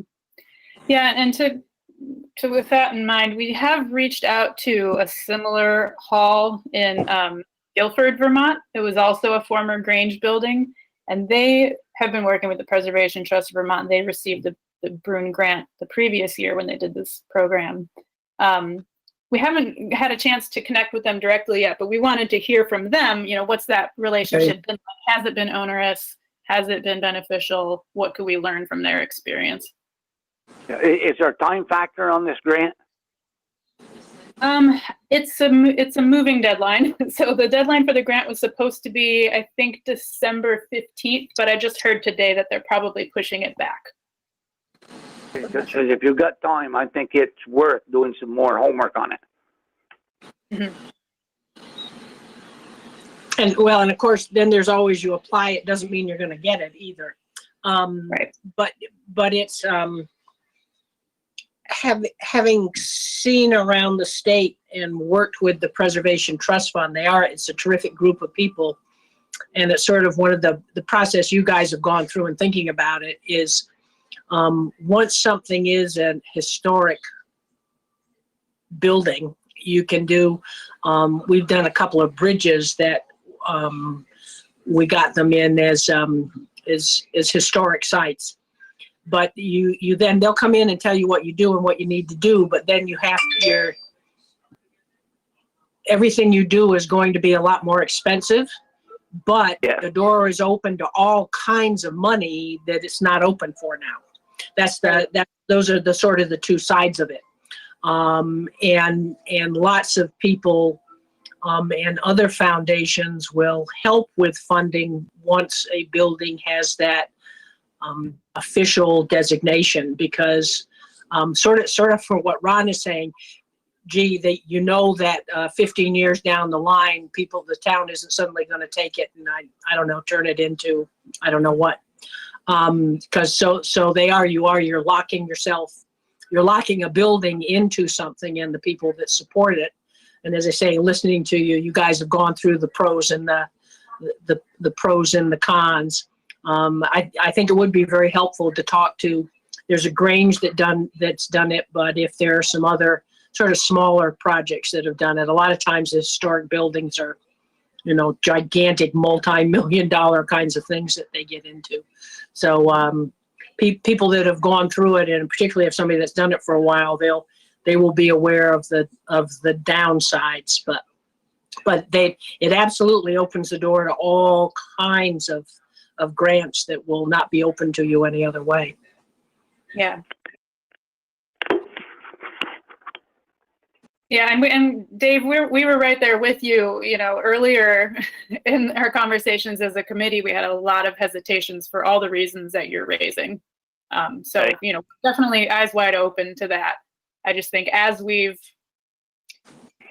started thinking longer term about how we're going to fund the renovations of this building, we're seeing, like what Susan's saying, that becoming an historic building could just open up so many more doors to revenue streams, whether it's grants or whether it's, people wanting to donate to the project, that we were of the mind that it would be worthwhile. But I think what we can do is follow up with some of the other grant recipients, other people that have partnered with Preservation Trust, and try to get some more, firsthand experience, feedback from them about whether they feel it's been worthwhile.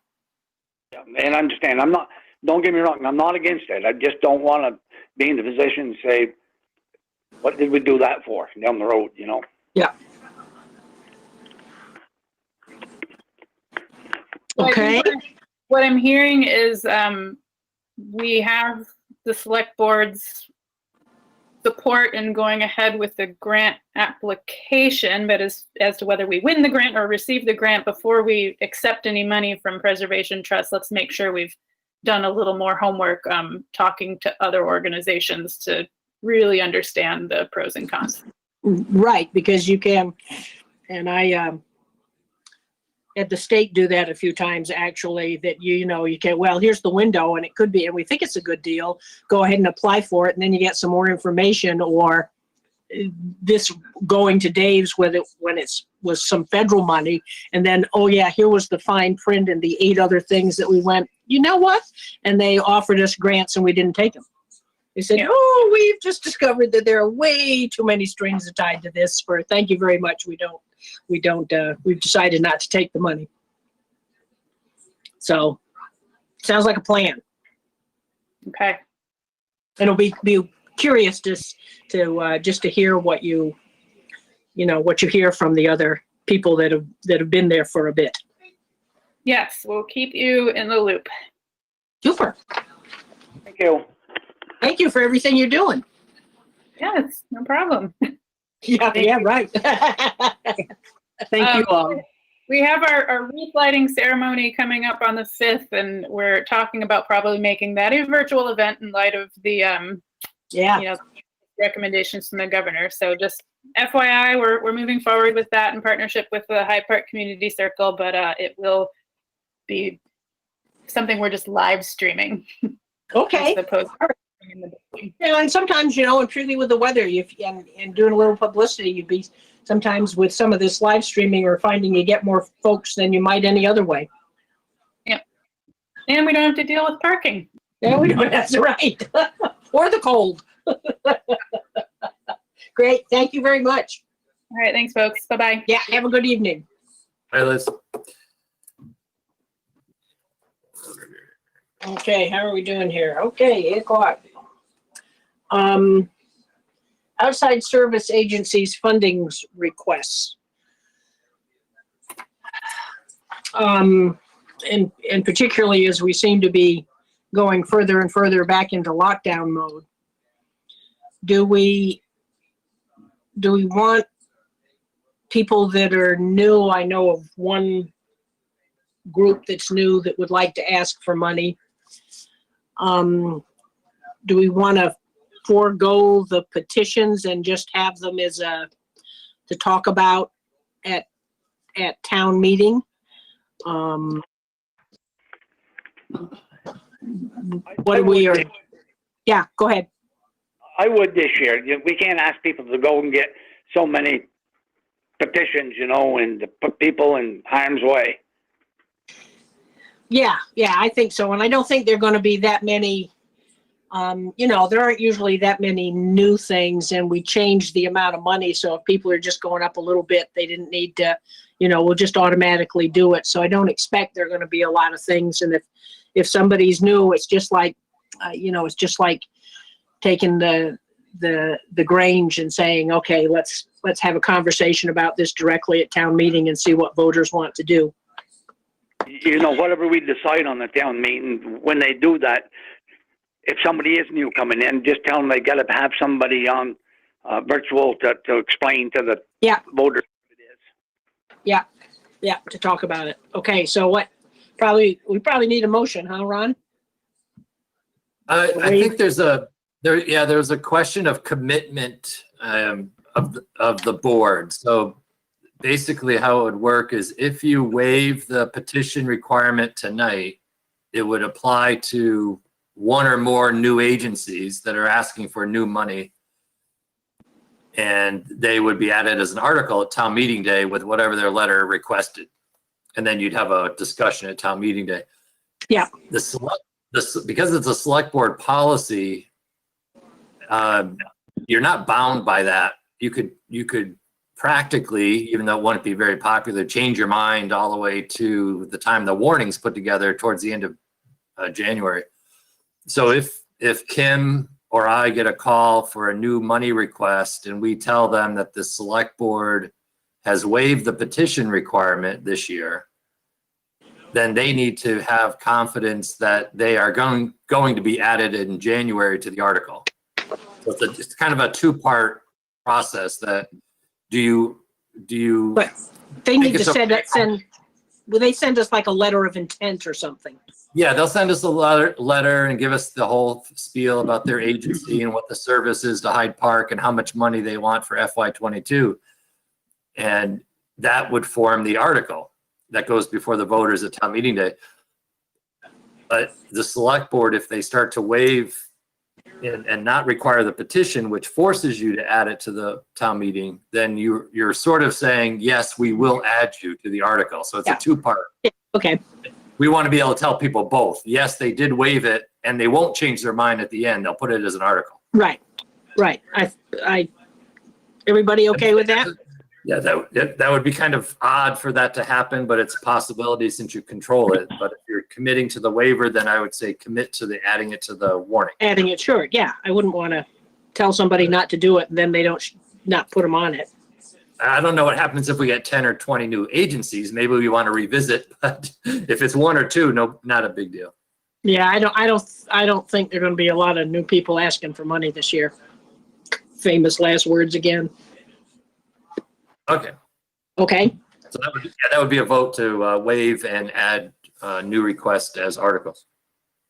Okay, so I need that motion. So moved. Second. All in favor signify by saying aye. Aye. Anybody Aye. opposed? Okay. Oh, now, the village water. You guys missed a terrific meeting. I was there and I can't say the same thing. Oh, you were there. Okay, good. I'm glad it wasn't just me. Woo! I would have known it. I would have been texting you, Dave. So Joel Page. Oh, wait a minute. Now let me flip this back here to possible snap. Let me get back to those meetings. Village trustees. Joel Page and their lawyer, Dan Richardson, did most of the talking, and the village said they set up time. There were a total of 20 plus people on the call. They were concerned that if everybody wanted to say something and everybody had 5 minutes, that would take too much time. So everybody please take their time talking. So, and it's obviously, since it was the side judges who had asked for the letter, Joel sort of basically just did a summary of their letter, and then he let their lawyer talk. As I say, Dan Richardson, and he was excellent. The village, and he sort of it sounded to me as though Dave, see if you agree with this, but the crux of his argument was that, and he went back to the village charter, and that, you can do improvements in things, but you basically have to treat everybody the same, and that what they've done by treating these different classes of people is not something that they're allowed to do. And that, that they were, they'd be, they weren't looking to get into litigation over this. They'd be happy to sit down and work with the village to come up with something that was, that was equitable. But their basic argument is that the entire system for paying for it that they've set up is not an equitable system, and they don't have the authority to do that. They then went from the trustees. Then Ricky read. Ricky began explaining how they had set up the system that they'd set up and how the money had been split. And Joel also said, they felt as the county properties that they had always had a very good relationship with the village, and that their property was used for a lot of things for the village, and and then the village began to explain everything they did for the court properties. And I think once they got past plowing the sidewalks, they didn't have a lot further to go.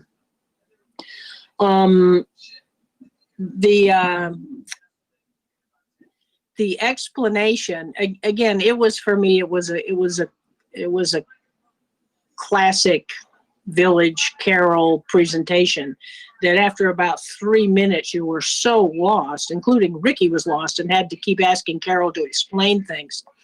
So they must have talked for maybe 20 minutes, Dave?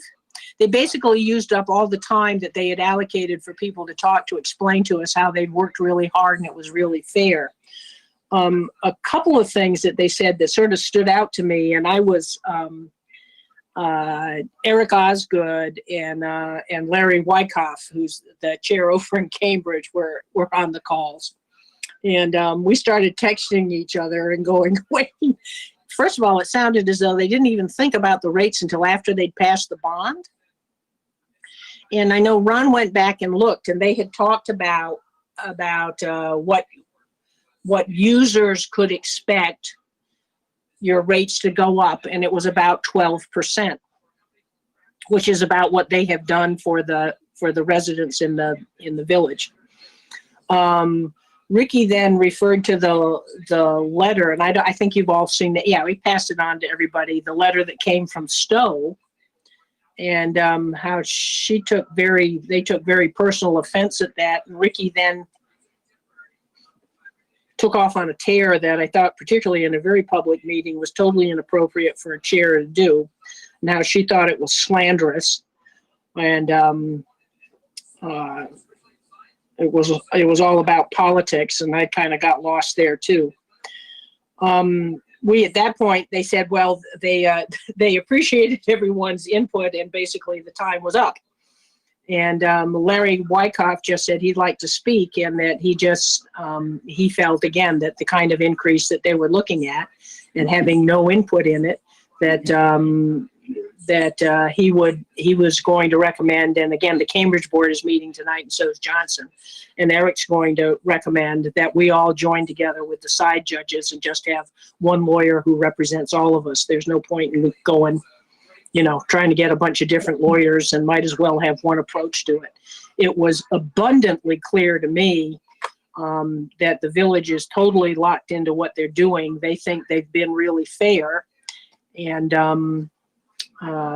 they've worked really hard to come up with what they feel are perfectly reasonable rates, and that infrastructure is really expensive, and we just needed to appreciate that and all the benefits we as a town and county got from these improved infrastructures.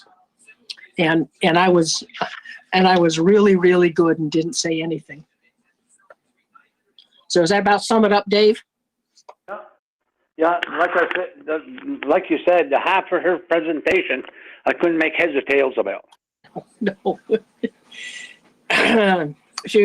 Part of it, I thought there were sort of two different routes they could have gone, and part of the gist of it that we should appreciate, because they came up, they decided to go the route that was less expensive, and I was thinking, thank goodness we went the least expensive route. But it's just not possible to raise some people, what they say, 5,000%. Oh, I think the courthouse is 10,000. 10,000% increase, right? So which is a lot different. Yeah. The way I understand it, they borrowed that 4 million, was it? Something, and they've only got 233 accounts. And instead of raising the 1 and 2 family dwellings, they put it all onto the towns and municipality buildings and higher on any businesses if there is any. Well, they raised, as they said before, and what they sold the bond on is they said users' rates, we're users rates would go up about 12%, which is what, if you're a homeowner, single homeowner in the village, that's about what you're going up.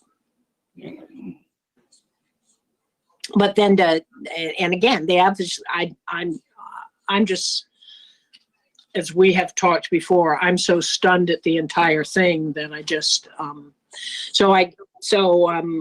my recommendation is that we, as the other towns are going to do, and I think the school is going to as well, because what's happening now, the way school budgets are passed, is this hit on the elementary school will just get rolled into the county budget, the Lamoille North budget, and I think that cost is going to get spread out over all the other towns too. Actually, Eric and Larry and I were thinking we should get together and figure out how to learn how to do really expensive projects and have everybody else pay for them. Yeah, well, but you stop to think about it, is with the sheriff's department's going up, that's going to affect his budget. The school's going up, it's going to affect their budget. Yeah. And what the fire department's going to affect their budget. So in essence, the town people are going to be paying for the village project. Oh, sure. Well, and the thing, it's not just the town people, it's the entire county. Yes, right. And again, because of the way the school budgets work now, the entire school district will be, I think that's, aren't I right, Ron? The entire school district will be paying for the hit that the Hyde Park Elementary School takes.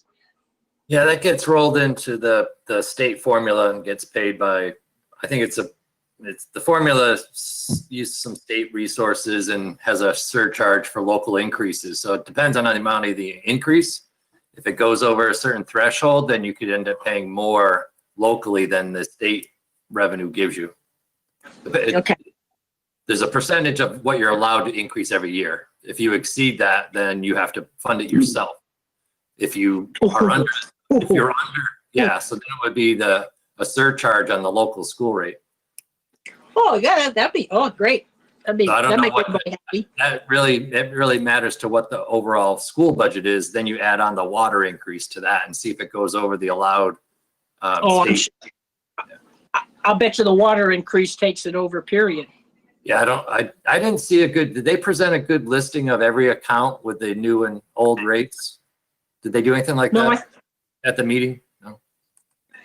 No, I think it's just what they had sent out. And Dave, you had the best run on that stuff that I've seen. It was, I believe it was $7.49 per 1,000 gallons Yeah. usage. Yeah, but then what's the sort of the flat charge that the school's going to get every year for the infrastructure? I didn't get the schools. All I got was Yeah, okay. the municipalities. If you look at what the courthouse is, you can guess what the school is. Rogers, the sheriff's department is $1,741 per month charge. Then we got, Yeah, that's close to the fire station. on top of that starting whenever the wastewater charge is going to be another $880.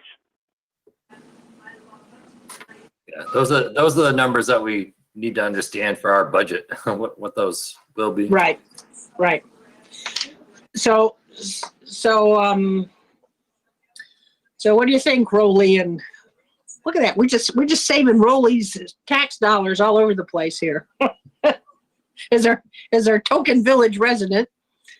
I mean, I think it makes sense to join with the side judges and pay for the lawyer, and we'll figure out how to split up the costs.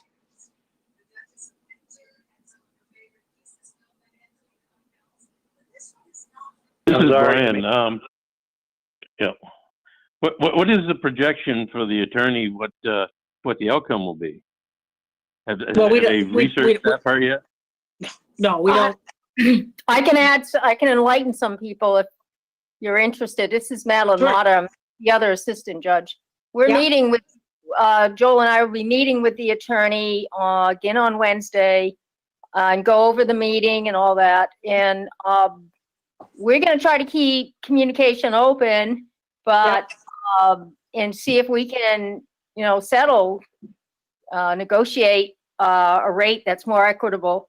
But we're also going to be talking about starting litigation. Now, I know some of the other towns aren't users, so I think there may be an issue of standing for using the same lawyer in all that, and I'll discuss that with the attorney on Wednesday. But Okay. I think Hyde Park, would, you folks, I think, have standing because you're users, direct users, but I think like Stowe might not, because they're affected in a secondary way, well, in a direct way, but they're not. Gotcha. Okay. Yeah. Yep. So we're going to would be great to get everybody on board, but we're going to clarify that on Wednesday also. But I think we're hoping that we can resolve it and not be doing this 3 years from now. And it'll take, if it goes to litigation, it'll take a while to get into a court and start doing the formalities of that. But we're prepared to do that. We're also looking at possibly drilling a well like other people. Yeah. Why not? But then that leaves us with the wastewater fee. But altogether, our fees are going to be almost $42,000 or more a year. When they were originally like, I forgot, $28 a month or something per building. So it's outrageous, and it's outrageous that we weren't at least given a phone call to tell us this was happening, so that we could weigh in. But now the bank, now it's public information that their backers for this bond aren't there. So we'll see what, I'm sure they're not happy about that being made public. And I don't know how much they have in the kitty to fight to fight an action either. I don't think they have a lot of money. So, I think we're in a pretty good position.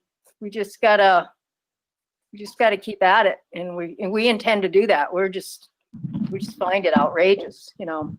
So. Yeah, well, because of course, and I can see, well, it'd be interesting to ask because I think the same, well, a number of the towns, particularly Cambridge and Johnson, are going to be hit by the amount that the school goes up as well. Yeah, I heard that tonight. I hadn't thought about that. Yeah. That's So horrible. in terms of, you know, whether their, you know, their ability to join the suit is coming from a couple of directions. You guys, in one extent, you take care of part of it, but then they've still got the school end on it. And if it's right, it makes it a stronger case to have the towns with you. I having had several long conversations with those two chairs, I know they are perfectly comfortable. They're saying, hey, spending a little money on a lawyer is going to save us a lot of money long term. Right. No, we want everybody involved, and we did reach out to the school right away. Yeah. When we saw who was getting hit, like we were, we reached out to those entities, and so yeah, we're looking at trying to move something along pretty fast. We did make a payment under protest. That payment went in with our letter of protest, and the bleeding, I guess, will continue till this gets resolved. Yeah. Okay, well, if you have a chat with your lawyer, okay, and you can, Joel has my number. You can reach out to me or Ron, and let us know what we need to do. Again, one of our questions is, are we supposed to pay it, or do you pay under protest, or what's the right thing to do? Yeah, we paid under protest. You know, that first letter was accompanied with a check, and we intend to keep doing that. We don't want to get slammed for any other penalty or what other concoction they're going to come up with in the interim. So yeah, but yeah, we didn't get, you know, we're looking for the document that I was looking for the document that Ricky generated, and so I could try to go through it again, because the explanation that the general manager gave was very opaque, kind of double speak, and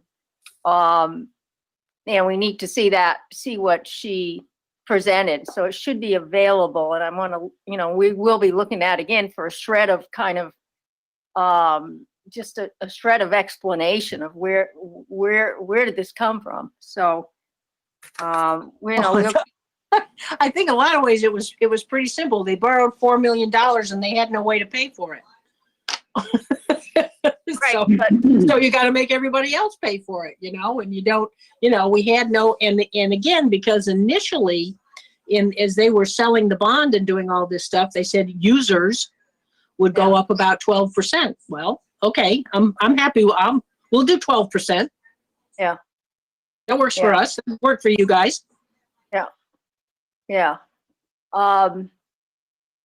But the scheme, the scheme and the structure of it, she wasn't real clear about where she came up with that. Not that I guess it matters, but it's kind of, you would think everyone would be on board with how that happened. And Ricky immediately made a feeble attempt of explaining that and handed it over to Carol, who, like I said, did magic swirling magic cloth. Yes, that's right. Yeah, it was ridiculous. So anyway, that we're on it, and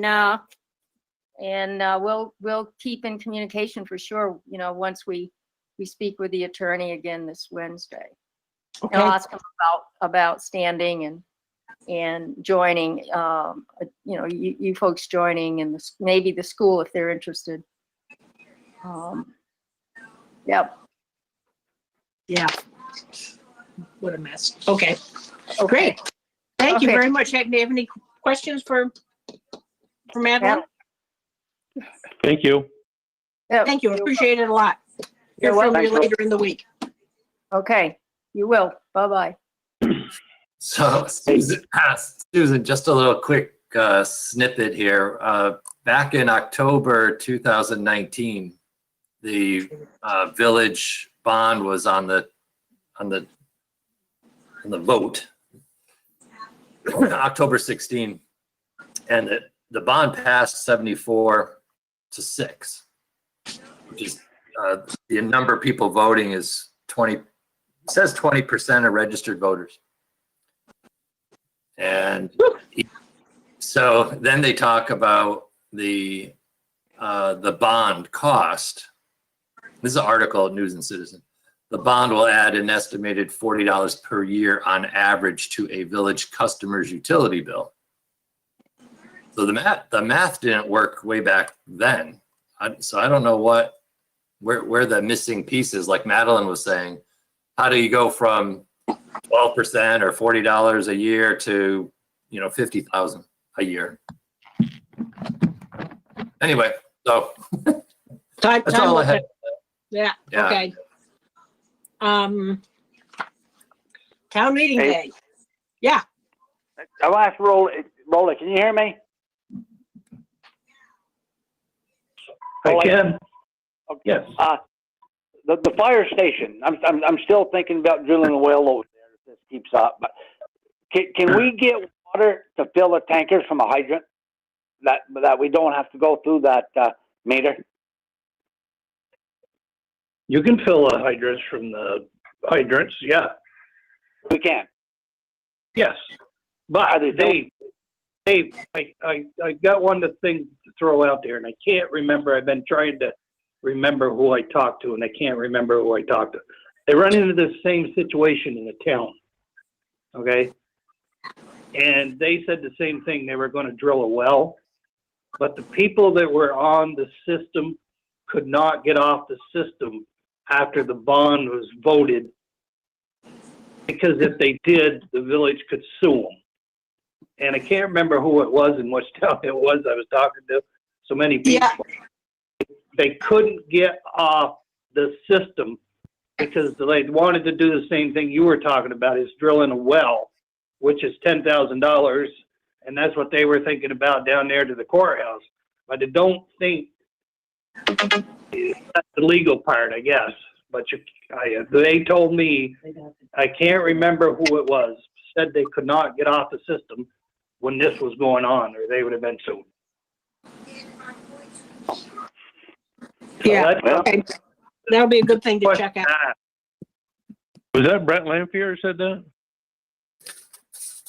I don't remember.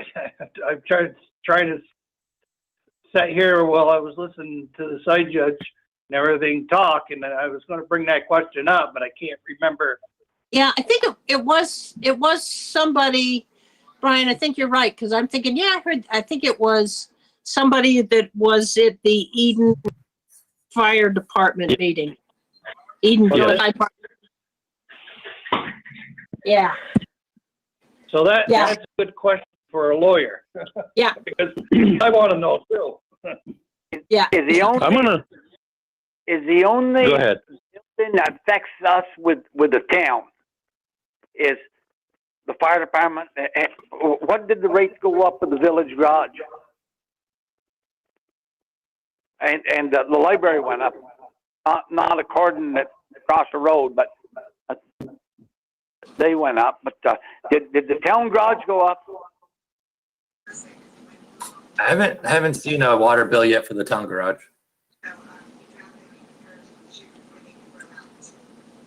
Now, I think we were I think, discussing. we add all the town addition in and whatever it costs and raise the rent that amount. Run that by me again, Dave. Right. Add all together what extra it costs the town for the water, that then raise the village rents part of our town offices, raise the rent so it'd be status quo even. Yeah, we don't. But the question was the other night, I don't know about that one. the question was the other night, is Lamoille Union on village water or not? We didn't, well, there was some of them that said it was and some of them said it wasn't. I don't know. I don't think it gets out that far. I know they have a they have their water pond for the dry hydrant sources, which makes me think there's a water supply to the building. Right. I think maybe part of that confusion may have come from because of the way the budget's done now, so that our elementary school would roll into the big budget. So that's how it would impact everybody, I think.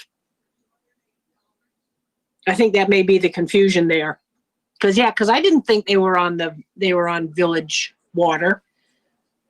Well, I don't know. I know it's a good question because I don't know either. I guess Eddie would probably know. It probably isn't still online. Yeah, I'm here, Rolly.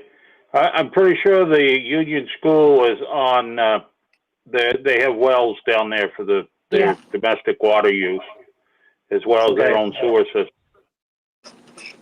I'm surprised the town highway garage didn't get zonked. I mean, you must use quite a bit of water up there in the winter when you make your brine, and in the summer when you make your chlorine and stuff, don't you? Yeah, I'm not saying we're not. I just haven't seen it yet. We just haven't seen the bill yet. Oh, okay. The chloride doesn't matter, Ed, because that's all mixed when it comes. Oh, okay. I weren't sure about that. Yeah, the brine will do a hit, yes. Okay. Town meeting day, just to start thinking about what we want or what we need to do this year. Ron and I were talking a little bit earlier today, and I'm thinking of the number of folks that we usually show up. I would think that the high school auditorium is large enough to be able, again, who knows what our numbers are going to need to be. But I would think that would probably be large enough to deal with the quantity of folks that we have at town meeting. Or if we have X number, you could always say people, if we can do 75 people in that room, the first 75 people to register can be in the room, and then everybody else would have to do this sort of thing. And we don't have to make any decisions right now, but it's just something we need to be aware of. And of course, then you get into, the school budget is already an Australian ballot. We do the select board is an Australian ballot. But the town budget isn't, so,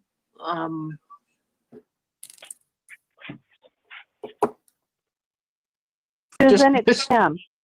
Yeah.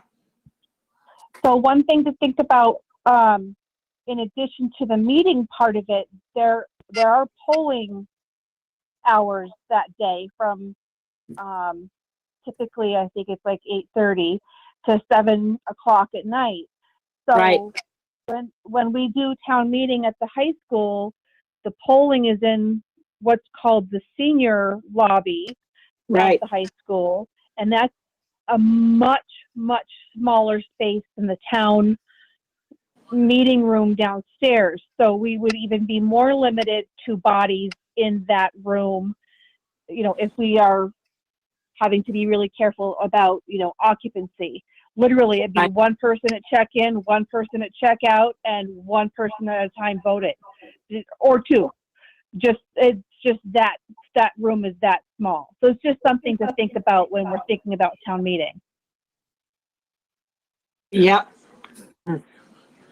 Susan? Yes. It's Brian, and Yeah.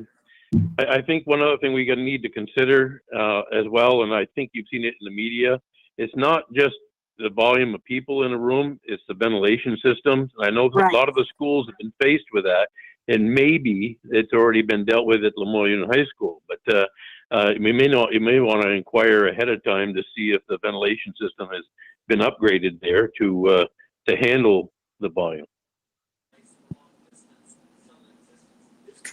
Well, yeah, or if it's adequate, because you know it's going to be I'm just thinking usually town meeting. I don't know. Dave Rowley, how many people are usually their town meeting? I'm going to guess about 100 to 150. Yeah, There's that's usually about it. there's usually anywhere between 75 to about 160 people. Yeah, okay. I don't, oh, man. And I know the league is already, you know, they're talking about it and sending out ideas, and it's, Can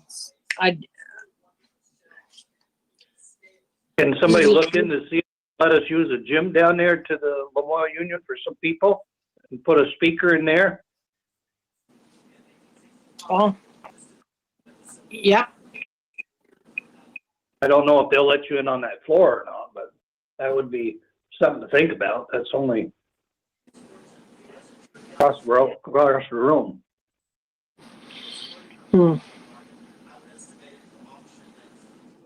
boy. This is How kind of big tough is- again, as how Kim big says, is oh the yeah, and then we've got, room? okay, yeah, you got the voting, and where do you do that? And how do you, we should, Is there a gym for the middle school? Yes.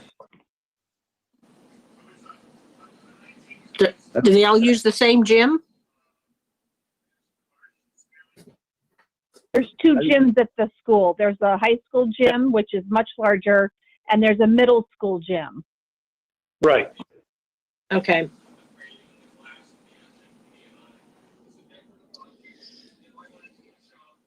So how would we like to go about beginning to figure this out?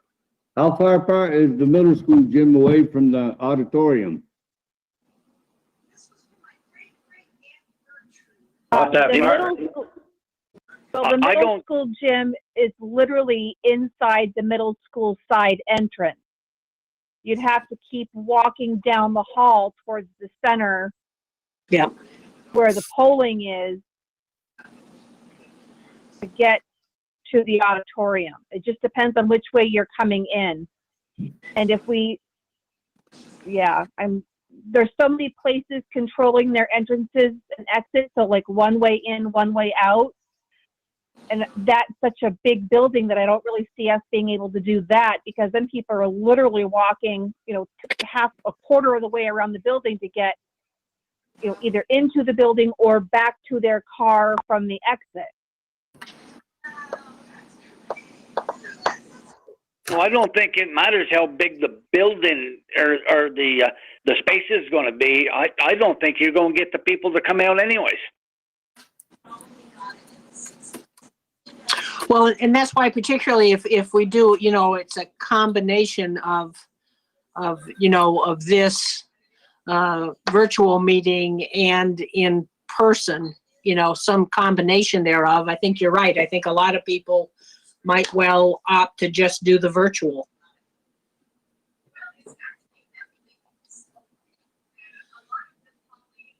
Hold it.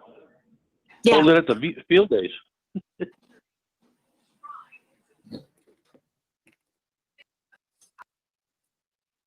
Might be a little chilly.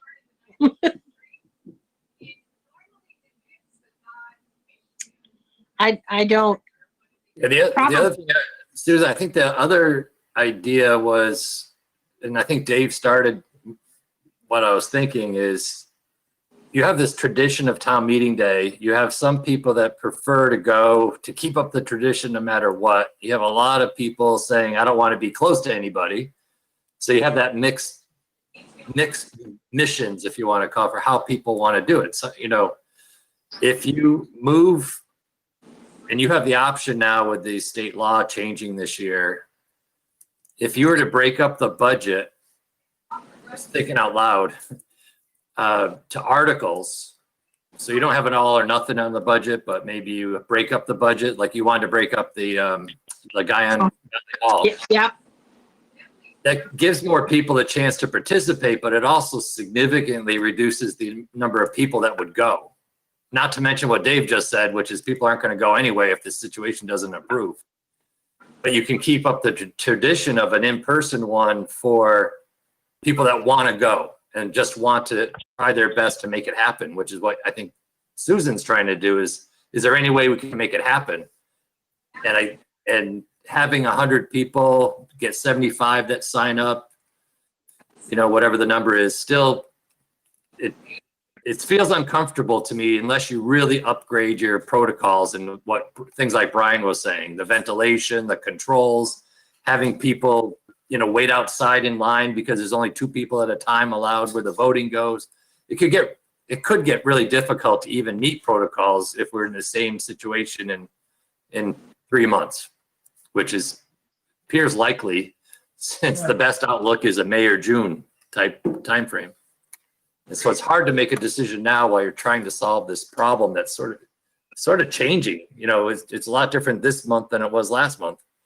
So yeah, maybe we just let it ride for another month and just talk about this again in December and see what's changed or what's not changed. And by the end of January, you have to make a decision one way or the other.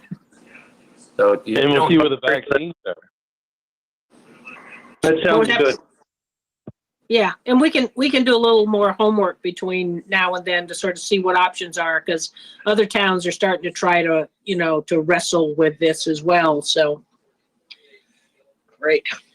Could you get them all? So keep We get them keep all. in on mind Hyde for the Park gym? Was that Roger? Would they all fit in the gym in Hyde Park, in the village? No. I don't think so, and I think that'd be interesting. Is the auditorium larger? 150 people? let's I have no take a second. Hey guys, let's take a second and put the auditorium in perspective. If any of you have been into a church, they go every other pew and they block them off. Okay, that Right. creates a 6-foot there. How do you block them off for the aisles of seating, which is what, 15, 20 wide in the auditorium? You're crossing over in front of everybody's lap, or you have a family of 5 in one spot, then you have to have 6 feet between them and the next person. You'd be better off with like folding chairs in an open area type of thing is what you'd be better off with. And again, we haven't even addressed the ventilation part. Phew. Yeah. Okay, well, again, we come up with a list of questions and start trying to figure out what our options are. And again, every town is going to start thinking about this and going, oh my, how do we do this? Let me, and Kim, while I know you're still here, Kim and I, and now particularly with here we go into, I'm going to be surprised if we don't hear even more lockdown restrictions from the governor tomorrow. That, and with the craziness of the world, Kim was already, they were going to take obviously Wednesday, Thursday, and Friday of Thanksgiving off. I've suggested, and for you folks, if you don't know, Kim's mom just passed away. Oh, sorry to hear that. And of course, she's out in California, so it's again, there's so many people with the ramifications of COVID. You can't get out there, you can't be with your family, so it's just a little added stress that everybody needs right now.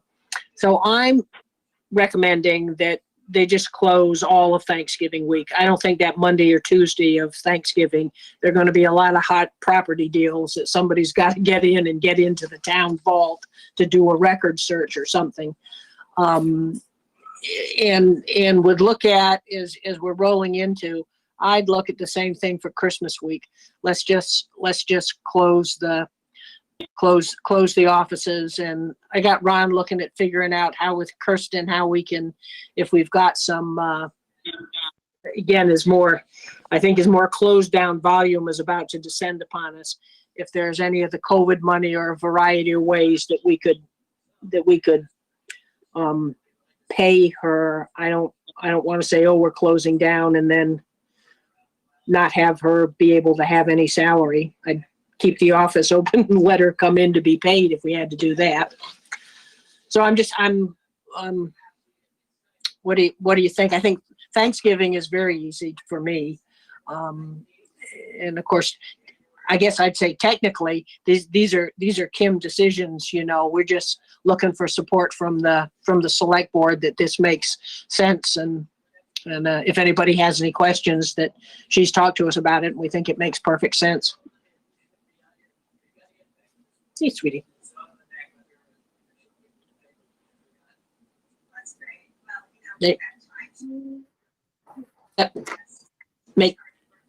Make sense to you, Brian? Yes, it's fine with me. Then we got poor Brian, who's working 37 hours a day, 8 days a week. God, I told you, I think I'm worried for you, Brian. Ugh. Corrections is tough. Well, it's like a fun game of Russian roulette. Yeah, never. Oh, that's a good way to look at it, Brian. I think a lot of people feel like that when they go grocery shopping, even. God, they try to have a hot and cold zones in the facilities, and the inmates aren't the ones. The inmates are living there, and they're fine, and it's the staff that's bringing it in. Right. Okay. So you're potentially always in a hot zone. Yeah, it's like they're finding this spread. It's not being people from out of state coming in to us. It's us leaving and coming back in and not quarantining. Yeah. Bye. Okay, so sounds like Kim, we're okay, and we'll work with Ron to see what we can figure out for Kirsten. Okay. I appreciate that. Thank you. Yeah. And then, and while we've got here at the the change to the biweekly payroll, we sent out to see how folks felt about it, and as when we first discussed it, said Amy had some concerns and looking for time to make the change, and Kim had some concerns, and then I we checked with the rest of the employees, and everybody was like, "Oh my God!" Particularly, I think, Dave, as you had said, and once you've worked on biweekly, you know it's fine. It's like anything, but a combination of COVID and it's crazy, but also doing this at Christmas time, when people are going to be tending to spend more money, it's and several people pointed out that so many folks, as I said, one of the things I said, Kim has done such a good job at getting people to do their property taxes automatically deducted monthly. And I know more and more folks are sort of automatically doing that with, have their bills paid on an automatic thing.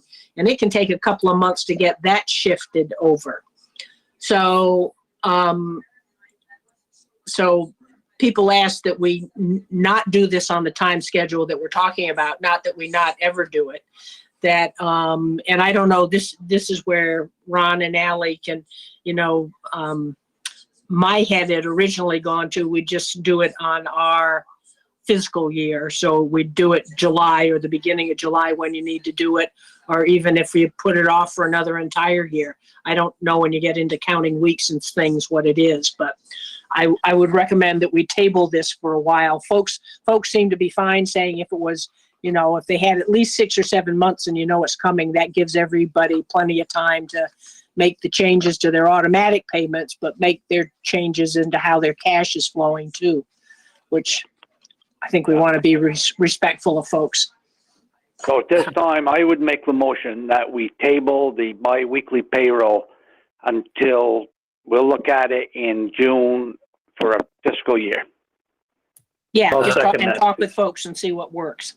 No. I'd like to start, yeah. As far as a discussion of that. Get a second from Roland? Yes. Okay, thank you. Yeah, go ahead, Brian.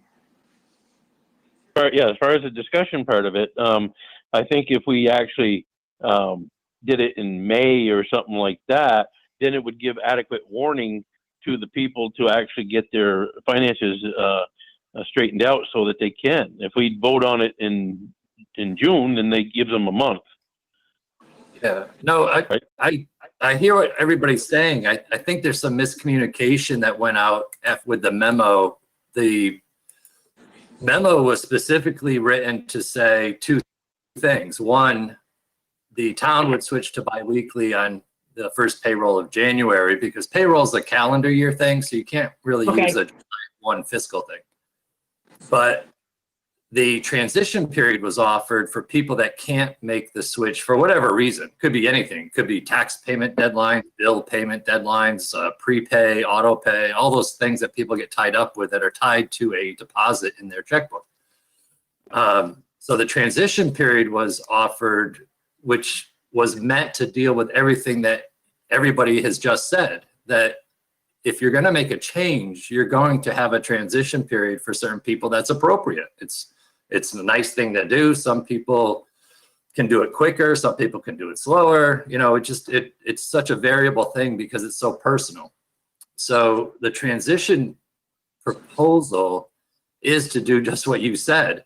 Have the select board say, fine, we'll make the change January 1, but nobody has to see a cash flow change until they're ready, which I wouldn't say forever, but if you set a deadline where we're going to do the biweekly payroll timesheets, and we'll pay you your weekly schedule, and Allison and I can figure that out, so the pay doesn't change by the week. And those folks make their adjustments over 6 months. Let's say the transition period ends on July 1st, 2021. Okay. So they have 6 months plus a month and a half in this year, because it's only the 15th of November. So that gives them 7.5 months to look at their cash flow and make the changes to where they will get one check every 2 weeks. So, and to help people make that change, Allison and I could look at every individual person that wants to have a transition and lay out a plan for them to show them how it would work. So if somebody says, all right, I can do it, but I can't do it January, I need to do it April 1st. And Allison says, fine, we'll have your weekly paychecks just as normal, go through and post on Fridays. And on the first week of April, you'll skip that week. The second week of April, you start with your biweekly, and that's done. So I think the lost in translation was the proposal for just January. It doesn't have to be that way. The thing that has to happen is the books that we keep and report for taxes and everything else has to start internally within what Allison and I do on the first week of January. The payment to the employees can be switched to whatever time frame they want. And I'm only suggesting that you only do 6 months, because if you do more than 6 months, it'll never happen. It's like you got to make a call at some point. I think from the memo, Ron, it did look like as though it was until the end of January, sort of thing, and that was right. So you're right. That's what got lost in the whatever. I think so, and I think if the town sees benefits to biweekly, which there are some benefits that we've talked about before, and you give employees 7.5 months to look at their calendar of payments and make the changes from a first week to a second week, or work with their spouses to figure out what the best cash flow process is for them. I think 7.5 months is a really way reasonable amount of time to make a change like this. It's Kim, does that make sense to you? I still don't agree with that. Is it the time or the going bi-weekly? There are others that I've spoken with that would not agree with it as well, that are not on this call. Yeah. What are the issues, Kim? The issues that I've put forth in the email to everybody, it's when I replied to your email. I know. I'm trying to ask if you can distill them, because I thought you said you were supportive of the change, but you wanted 6 months. I'm supportive of the change completely, because I've been in Allie's shoes. I know what it's like to do the weekly payroll when you can easily cut that job in half by processing it every other week. But I also know what's going to be involved for Ally by trying to plan ahead the 6 months, keeping people weekly and weeding them to bi-weekly as they get closer to their whatever, their March or their April or their May or, whatever their deadline is. Instead of just saying in July, we will be going to bi-weekly on January 1st of 2022 and let everybody figure that out on their own rather than having to sit down with the town and say, make this work for me. Well, that's still an option. People can say, people can say, I'm going to switch July 1st, and they have 7.5 months from now to figure it out. They don't have to transition the way that, we did the 4-week transition thing as an example, but it's anytime a municipality or any entity changes from weekly to bi-weekly, there's going to be a burden.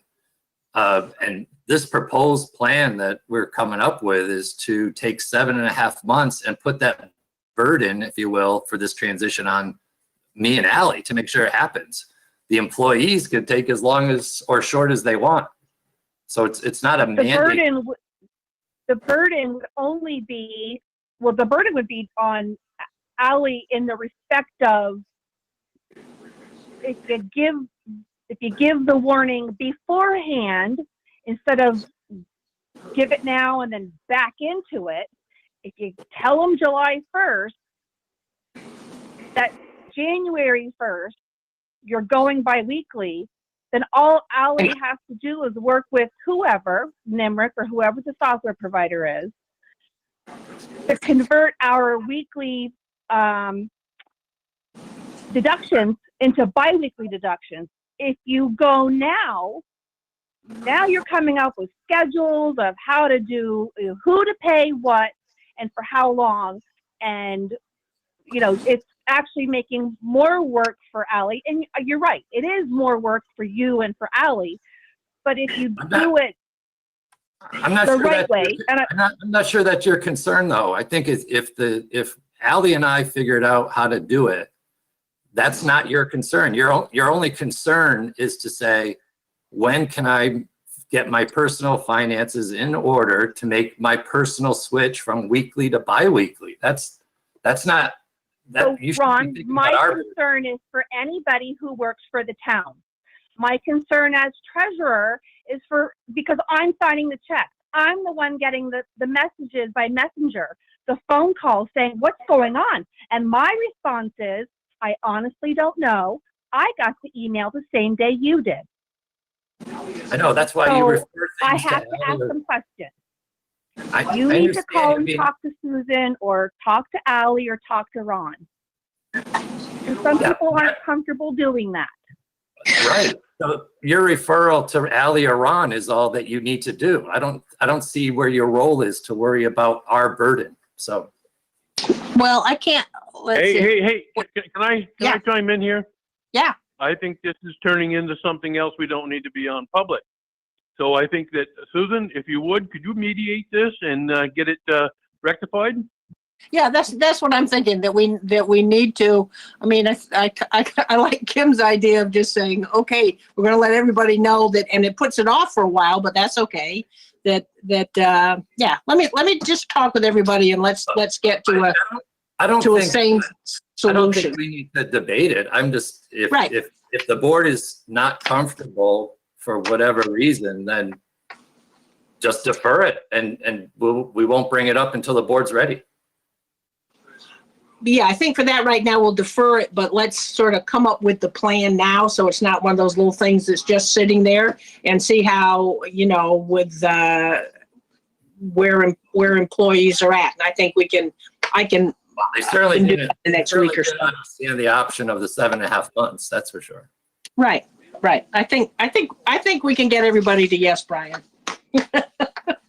Phew. Okay, if not, we'll I make have you all go the listen to stuff in the village world, meetings. Susan. Another one, yeah. Okie dokie. And now, annual employee recognition amounts. Find it. Well, hold it. We got a motion on the floor here. You're right. Shall we, table it? Yeah, it was a Yeah. table motion, yep. Yeah. Okay, then do you have to vote? I guess we vote, all in favor of tabling the motion? Say aye. Aye. Aye. Aye. Okay. Okay, now annual employee recognition. I'll get you a little bit. There we go. I was trying to. I nominate Roland Bobin. What? For recognition. What are you doing?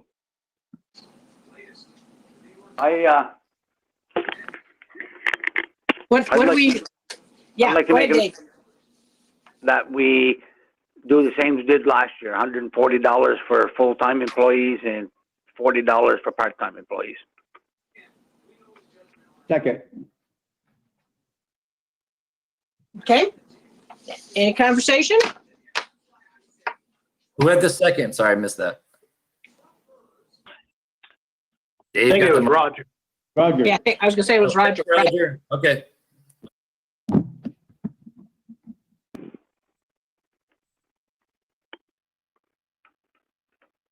Okay, all in favor signify by saying aye. Aye. Aye. Aye. Anybody opposed? Anybody abstaining? Okay. Phew. Town orders. Where's my big packet? Where's your virtual packet? Yeah.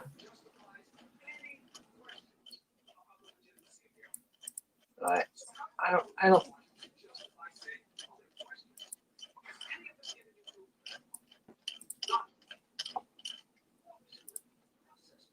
Oh, that was the water. Okay. Whoops. So is there anything that we actually need to do with that? I don't think. Not sure. Ask don't think Ally.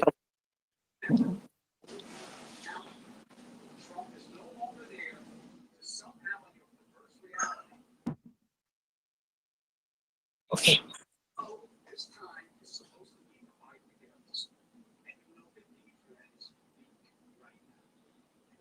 I guess that's okay. To have, And if you don't see the town orders, then you'll have to skip it. yeah, we got, nope. I'm not seeing anything. Susan, I emailed them around 4-ish this afternoon. Oh, God, okay. I can forward them again if you would like. Is that the one I hit print and printing out 38 pages, Ally? Probably. It's either that or the budget status report.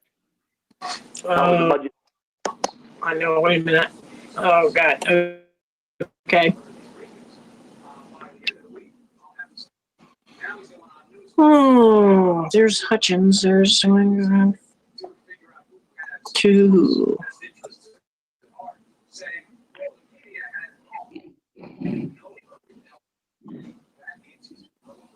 Oh, I got it. Okay. I'm trying to get my iPad to do 4 different things. I'm like going, okay, it's not working too well. Okay, now I got them. Do other people have them? No, I don't. Nope. I've got mine. I got mine. Okay. Who said they didn't have it? Was that Dave? No, me, Roger. Oh, Roger. Yes.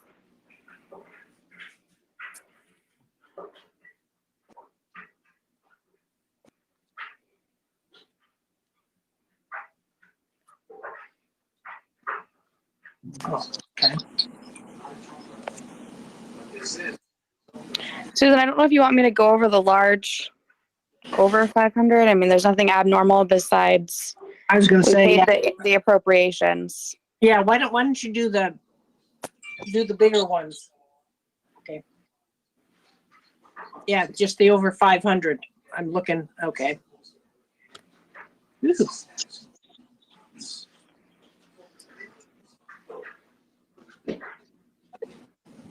Please find. Yeah, I hear you. Okay, I'm sorry, The other- Ally, I do have it. Okay, so for Roger, we're paying out the annual appropriations to all the service agencies. That's a majority of over 500. We are also paying Hutchins for Center Road ditching, which is coming out of the FEMA fund.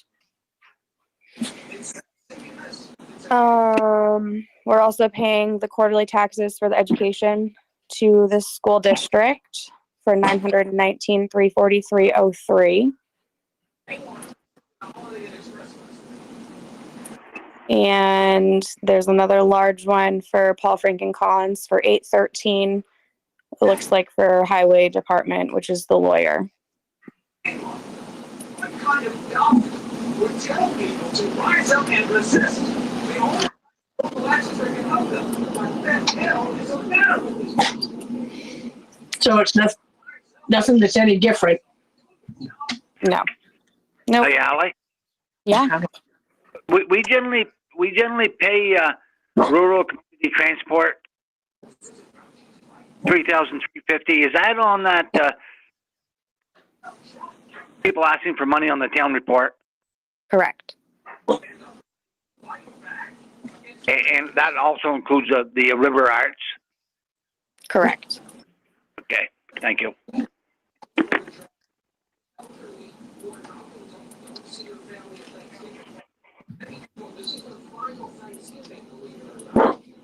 So I think, anybody have any questions? Nope. Okay. If so, Susan, there's also the two that I believe Ed Webster was requesting, the fire equipment reserve one that I had emailed you about. I don't know if you wanted to discuss that. okay. Right, because, yeah, go ahead. Why don't you and Ron explain that? Because I remember we did talk about. So when I talked to Ed last week, he said that last year around this time, when he proposed his budget for this year, that there was going to be hydro testing. And I want to say that's on the air packs. I can't remember. That he requested it be paid out of the fire equipment reserve fund. However, there was no approval of that. It was just mentioned in the minutes. It is only $150 total, so I guess it's kind of up to you guys how you want to handle that, whether you want it to go out of the normal fire operating budget or if you want it to come out of the reserve.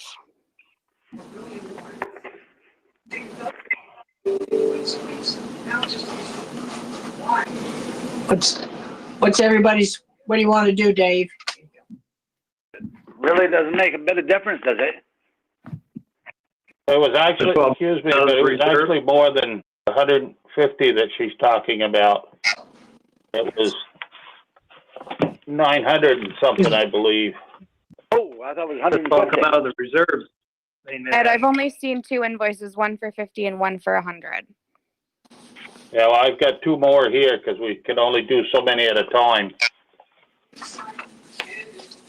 So those other two, right, wouldn't be included today, so. We'll get those next month? Yes. You'll get them this week. Yes, just a little background on this. The reserve funds are set up by the voters for specific uses controlled by the select board. Typically, they're unanticipated major repairs that normally wouldn't be addressed or predicted, so to speak, through the regular operating budget for fire.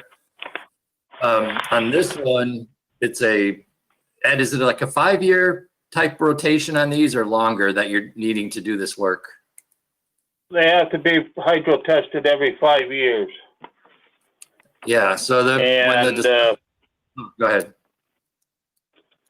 Let's see, we asked for $924. So the select board has a choice, obviously. When you run across a expense that's not covered by the annual operating budget, and you can take the hit, so to speak, on this reserve fund, but because it's set up specifically by the voters, controlled by the select board, it gives you three different choices. Fourth one actually is to not use the reserves, but put it under the fire department 30 fund or their regular budget. The other three choices are to sort of do what's happening tonight. When Ally gets a request for the use of the reserve fund, she will highlight it as a request for the reserve fund. The select board discusses it and either approves it or doesn't approve it as part of the town orders. A second choice is to have a separate warrant, which would be a separate piece of paper basically that says, hey, this is for the reserve fund, and here's a separate warrant for it all on its own. So that automatically highlights it that it's a reserve fund, not part of the regular budget. The third option is to have the select board minutes show a vote or a discussion authorizing the reserve fund to be used with an approximate amount. And then those minutes would be used to add to the warrant. So one of those three things should happen with reserve funds. And the dollar amount is another thing. So the $150, which is really part of a $900 bill, is what Ed's seeking help with through the reserve, since it's not part of the budget. And in future budgets, because it's a regular cyclical expense, the regular budget can be modified to make sure that it does include this Have the money. expense. And maybe there's a schedule of doing so many a year, so you pay a few $100s a year, and all the bottles or testing are done on a regular basis. So it's a good example of reserve funds in general, a refresher, if you will, that we shouldn't just use reserves as part of the regular warrants. We should call those out a little bit, make sure that the board has a discussion on it one way or the other through those 3 or 4 different ways that you can do it. And if nothing works that way, then yeah, it would be an over expenditure on the town fire department budget. And whether you make that up through cost cutting or there was some reserve, revenues that came in or something that happened during the year that paid for it. But what Ed was seeing is not in the budget, got to be done. Select board indicated that they'd be approving of it, but you didn't take a vote on this particular expense. So that's why we're talking about it tonight. If you had taken a vote like you did for the generators, then it just carries forward till that project is done.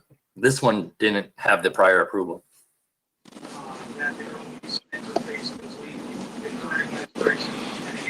On the vaccination process in prison distribution. So since we know the rest of the bill is coming, Ed, probably what we should do is, and maybe again, it's not that difficult to do it as a separate,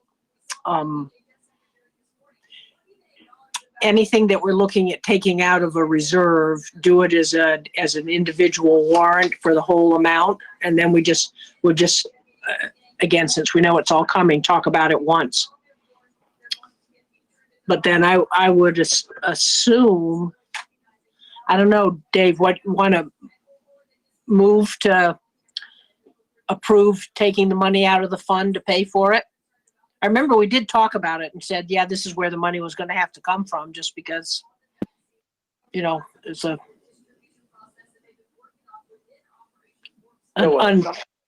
Yeah, go ahead. Sorry, Dave. It's something that's got to be done, and it's something we got to pay for.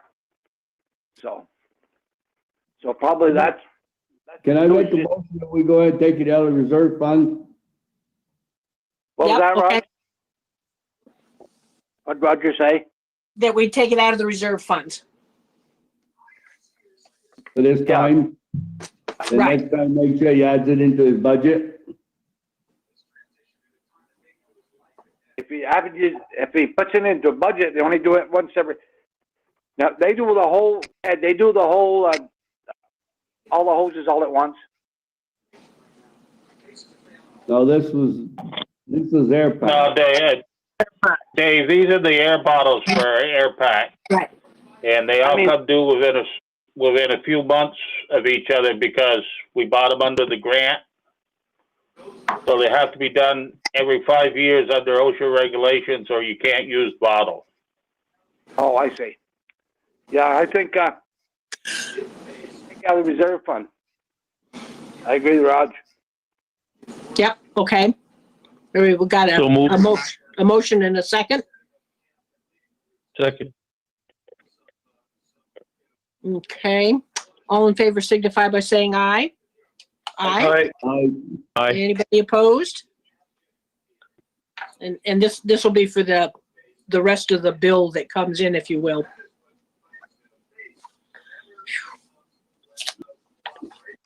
Okay. Hey, Ron, I can't hear you. You're muted. I just wanted to clarify, now that you have a vote, Ally knows that when she sees Ed code something to the reserve, that you're pre-approved to put it in there. She won't have to highlight it for you. Okay. Because it's pre-approved for any number of invoices up to the $1,950 or whatever he was thinking. Right, but it's out of the reserve just for this specific purpose, not for the wild parties that Ed wants to plan. No, just for the air bottles for the air packs. Okay, all right. You don't have authority for wild parties, Ed. Without inviting us.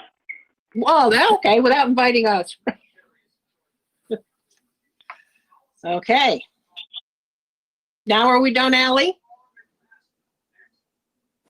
Yes, thank you. Okay. We have an overall order on, or vote for the orders? Or the, Now we will. okay. Now we need motion to approve the order. Yes, it is. We're almost done. Okay, got a motion and a second? All in favor?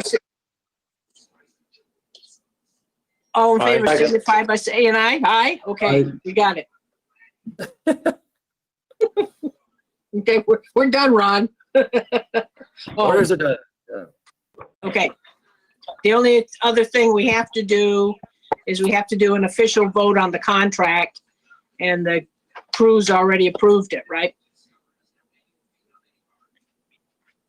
We have to review the minutes. Minutes, Yep. Roger said. Yep. Yeah. Everybody got the minutes? Yep. Yep. Yep. Okay. Need a motion? That's good. Move we accept them as written. Okay, got a second? Second. Second. Okay, all in favor signify by saying aye. Aye. Aye. Okay, anybody opposed? Anybody abstaining? Okay.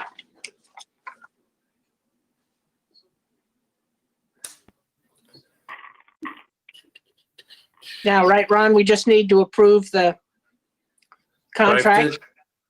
Other business, we have two quick things. If anybody hasn't been watching Lamoille FiberNet, they have a decent website to go browse their stuff. They're actually doing some field survey for locating utility poles, which will help lay out where the fiber network can most easily extend to. This is the house to getting to every door kind of concept. The delinquent tax collector attorney and tax sale 2020. I think Kim can speak to this, but I think she wanted some direction on the current policy of trying to get something done in November, which is now a little late for that. But anyway. Right. We're going to defer that for this year due to COVID, and whether you want to make a decision on DTC attorney now or later. If you defer the tax sale, you can make a decision on the attorney any time because you're not stressed for a tax sale date.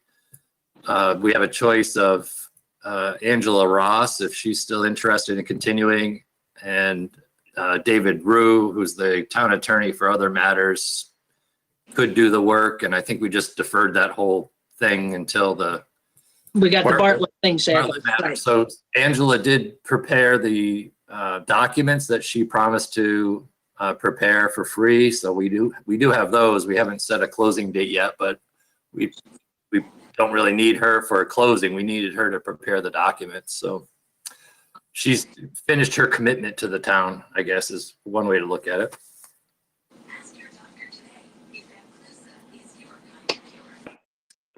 So Okay. I would deal with the tax sale question first. I think Kim, is that right, Kim, that you wanted some confirmation that there's a tax sale to be had or no tax sale this fall? Put it off for a. Well, my problem right now is that I am in my process. So per the policy, there are certain steps that happen May 16th and June and July and August, and then everything goes to the tax sale attorney. So there's nothing in our current policy that tells me what to do at this point. So we've got a delinquent tax report. I don't have it here in front of me. That's not anywhere near as big as it has been in years past, which is crazy because it's COVID and there's been so many people out of work. So we're very fortunate it is what it is. But I do have people who are delinquent that I don't have a formal letter. I'd have to create it based on the current situation that just says, you know, basically you're delinquent, keep on paying or not paying. At some point in time, we're going to get to you. So if we go to tax sale, I need a tax attorney.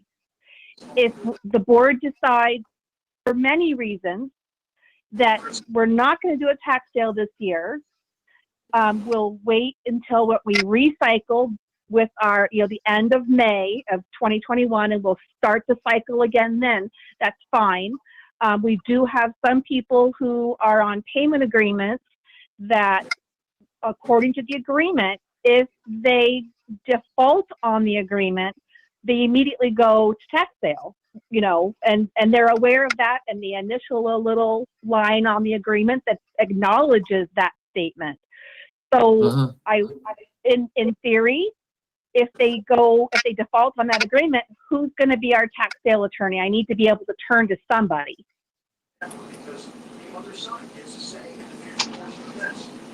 Hey, Kim? Yes. Does tax sale, does that mean eviction? No. Does that mean eviction? No, it does not. What that means is their property goes to tax sale, but they have 1 year to redeem their property while they're still living there. Okay. Because with this COVID law, okay, thank you. Yeah. Yeah, that's right. There are some variables to all this with the COVID adjustments. Dave's right. That does affect some of the options the select board has and the delinquent tax collector. Kim, what's your advice? What would you advise us to do? You're the one who really knows all the ins. We're so out of sync with our policy that my suggestion is that the select board forego a tax sale for 2020, allow any defaulted payment agreements to go to tax sale as soon as reasonably possible.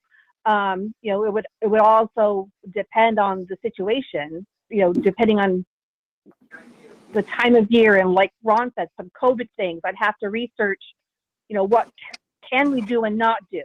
I think we can do the tax sale, but when the final redemption comes, I don't know what we could do. I'd have, we'd have to rely on the tax sale attorney for that kind of guidance. Okay, so then I guess it sounds like what we should do is have a motion to forego the 2020 tax sale. And I'd say with Kim knows what she has, she can come with a proposal. We will once again postpone or put it at the top of the list for December, Ron, to make our decision about our lawyer. Okay. And does that take care of it for now, Kim? Yes, Okay.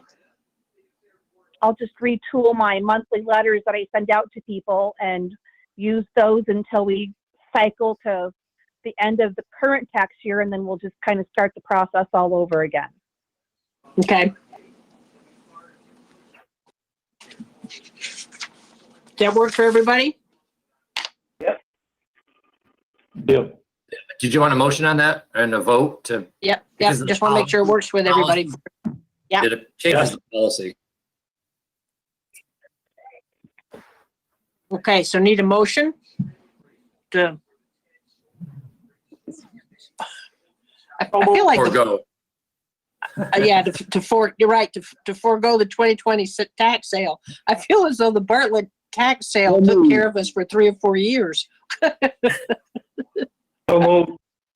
Okay, need a second? Okay. All in favor signify by saying aye. Aye. Aye. Anybody opposed? Anybody abstaining?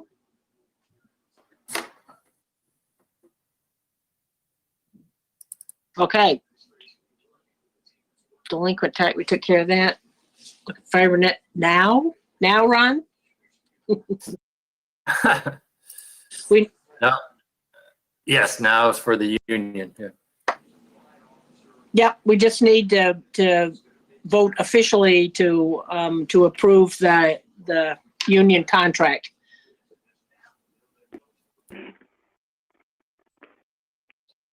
The only thing that we're discussing or different was that $900 call-in at $250 per month. Or $225 a month or whatever it is, right? That's the only thing that we're voting on, right? The contract, I understand, but that's the only thing that was outstanding. Yes, that was, and we agreed that it's 220, is that right? My math right? 225 a month for the 4 months. That's correct. So moved. Okay. All right, all in favor signify by saying aye. Aye. Aye. Anybody opposed? Anybody abstaining? Okay. I really like being together a lot better than than this stuff, but I think we're gonna be zooming for a while. Anything else?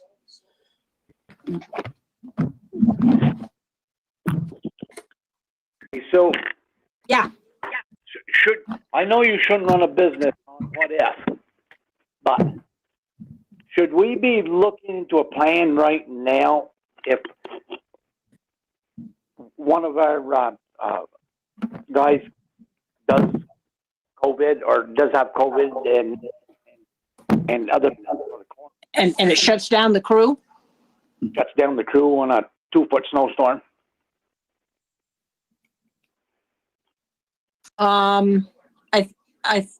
Well, it's interesting. It was way back early when back in March where we are right now, and the town crews had sort of all talked to each other and said if anybody ended up in that situation, everybody had just pitch in and help the town that was down. But I think that's a good suggestion, Dave, that they need to have that conversation again. Maybe with our guys and maybe with the other towns. Yeah. Same thing they did back in March. Right, because I'm sure they're looking at the same thing because it could happen. Yeah. Okay. Yeah. The other thing that goes with that, I sent out a winter COVID plan document from Cornell University where they had researched winter plowing practices that could limit the risk. So, for example, right now, when the crew goes out in the morning at 3 o'clock, there's sometimes one loader operator because all the trucks are coming out of the garage at the same time, and that one person will load all the trucks. after that initial load, the only interaction they have for that whole emergency, which might last 5 or 6 hours, is the driver getting out of their truck and going into the loader to load up sand or salt or whatever. So the suggestion from this is just an example, not saying, recommended at this point, but we hire somebody to run the loader during the emergency. So only one person is in the loader loading all the trucks. So the drivers don't all share. Just to give you an example of thinking ahead to limit the risk. I'm guessing that if this keeps going, we're going to have a higher and higher risk. So the more that we can do to limit risk. So anyway, something to think about. If anybody wants to read that, I can forward it to them. I think you already did, Ron. Okay, well, that's just, it's something to think about, which has money tied to it. So if anybody likes something in that idea book, maybe we can implement some low cost ones. I don't know what they're doing up to the garage, but I think we should implement that if they're in the garage together, they're wearing masks. Yeah, folks have definitely gone back to that. I think lots of us in many ways had gotten just a little careless, and there's nothing like a good scare to make you go, okay, let's, you're just realizing how rapidly and how easily this spreads. Yeah, I got instructions by the sheriff the other day, if I'm out of the cruiser, mask and gloves all times. Yeah. Yeah. Well, if we need a loader, I know it is a good one.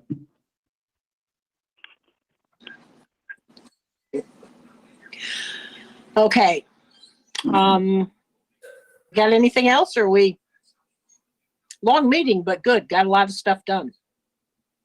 Yeah, that's right. We'll come back to you with a winter plan in December when I talk to Mark. Let's see if anything rises to the top for we should do this starting immediately kind of stuff. It wouldn't hurt to have a backfall on it, though, in case something did happen. Yeah, definitely. Yeah, the backup plan is all the select board members driving plows. Hey. Well, you better open an account for mailbox. Dave, I don't think that's in the budget. The village people complain about their streets now. You put me in a small truck with a plow and I'll give them something to complain about. They complaining about their houses.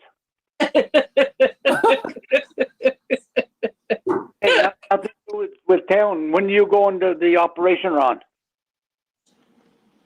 I'm going for a full hip replacement on November 24th. 24th.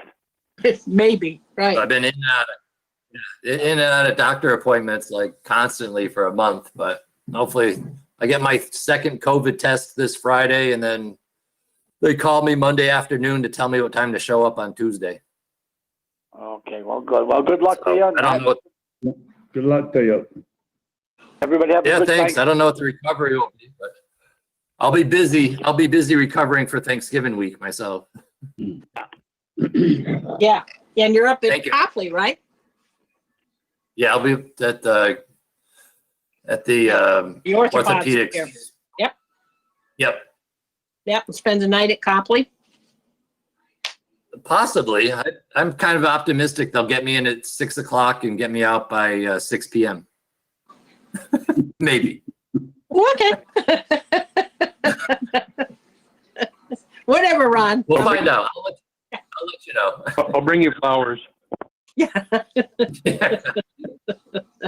Okay. Thank you. Move to adjourn. Move to adjourn. So move. Second. Okay. All in favor signify by saying aye. Aye. Aye. Anybody opposed? Terrific. Thank you all very much. Everybody be safe. Be careful. Happy Thanksgiving. Good night. Oh, yeah. Thanksgiving. Happy Thanksgiving. Yeah. Bye-bye. Happy Thanksgiving.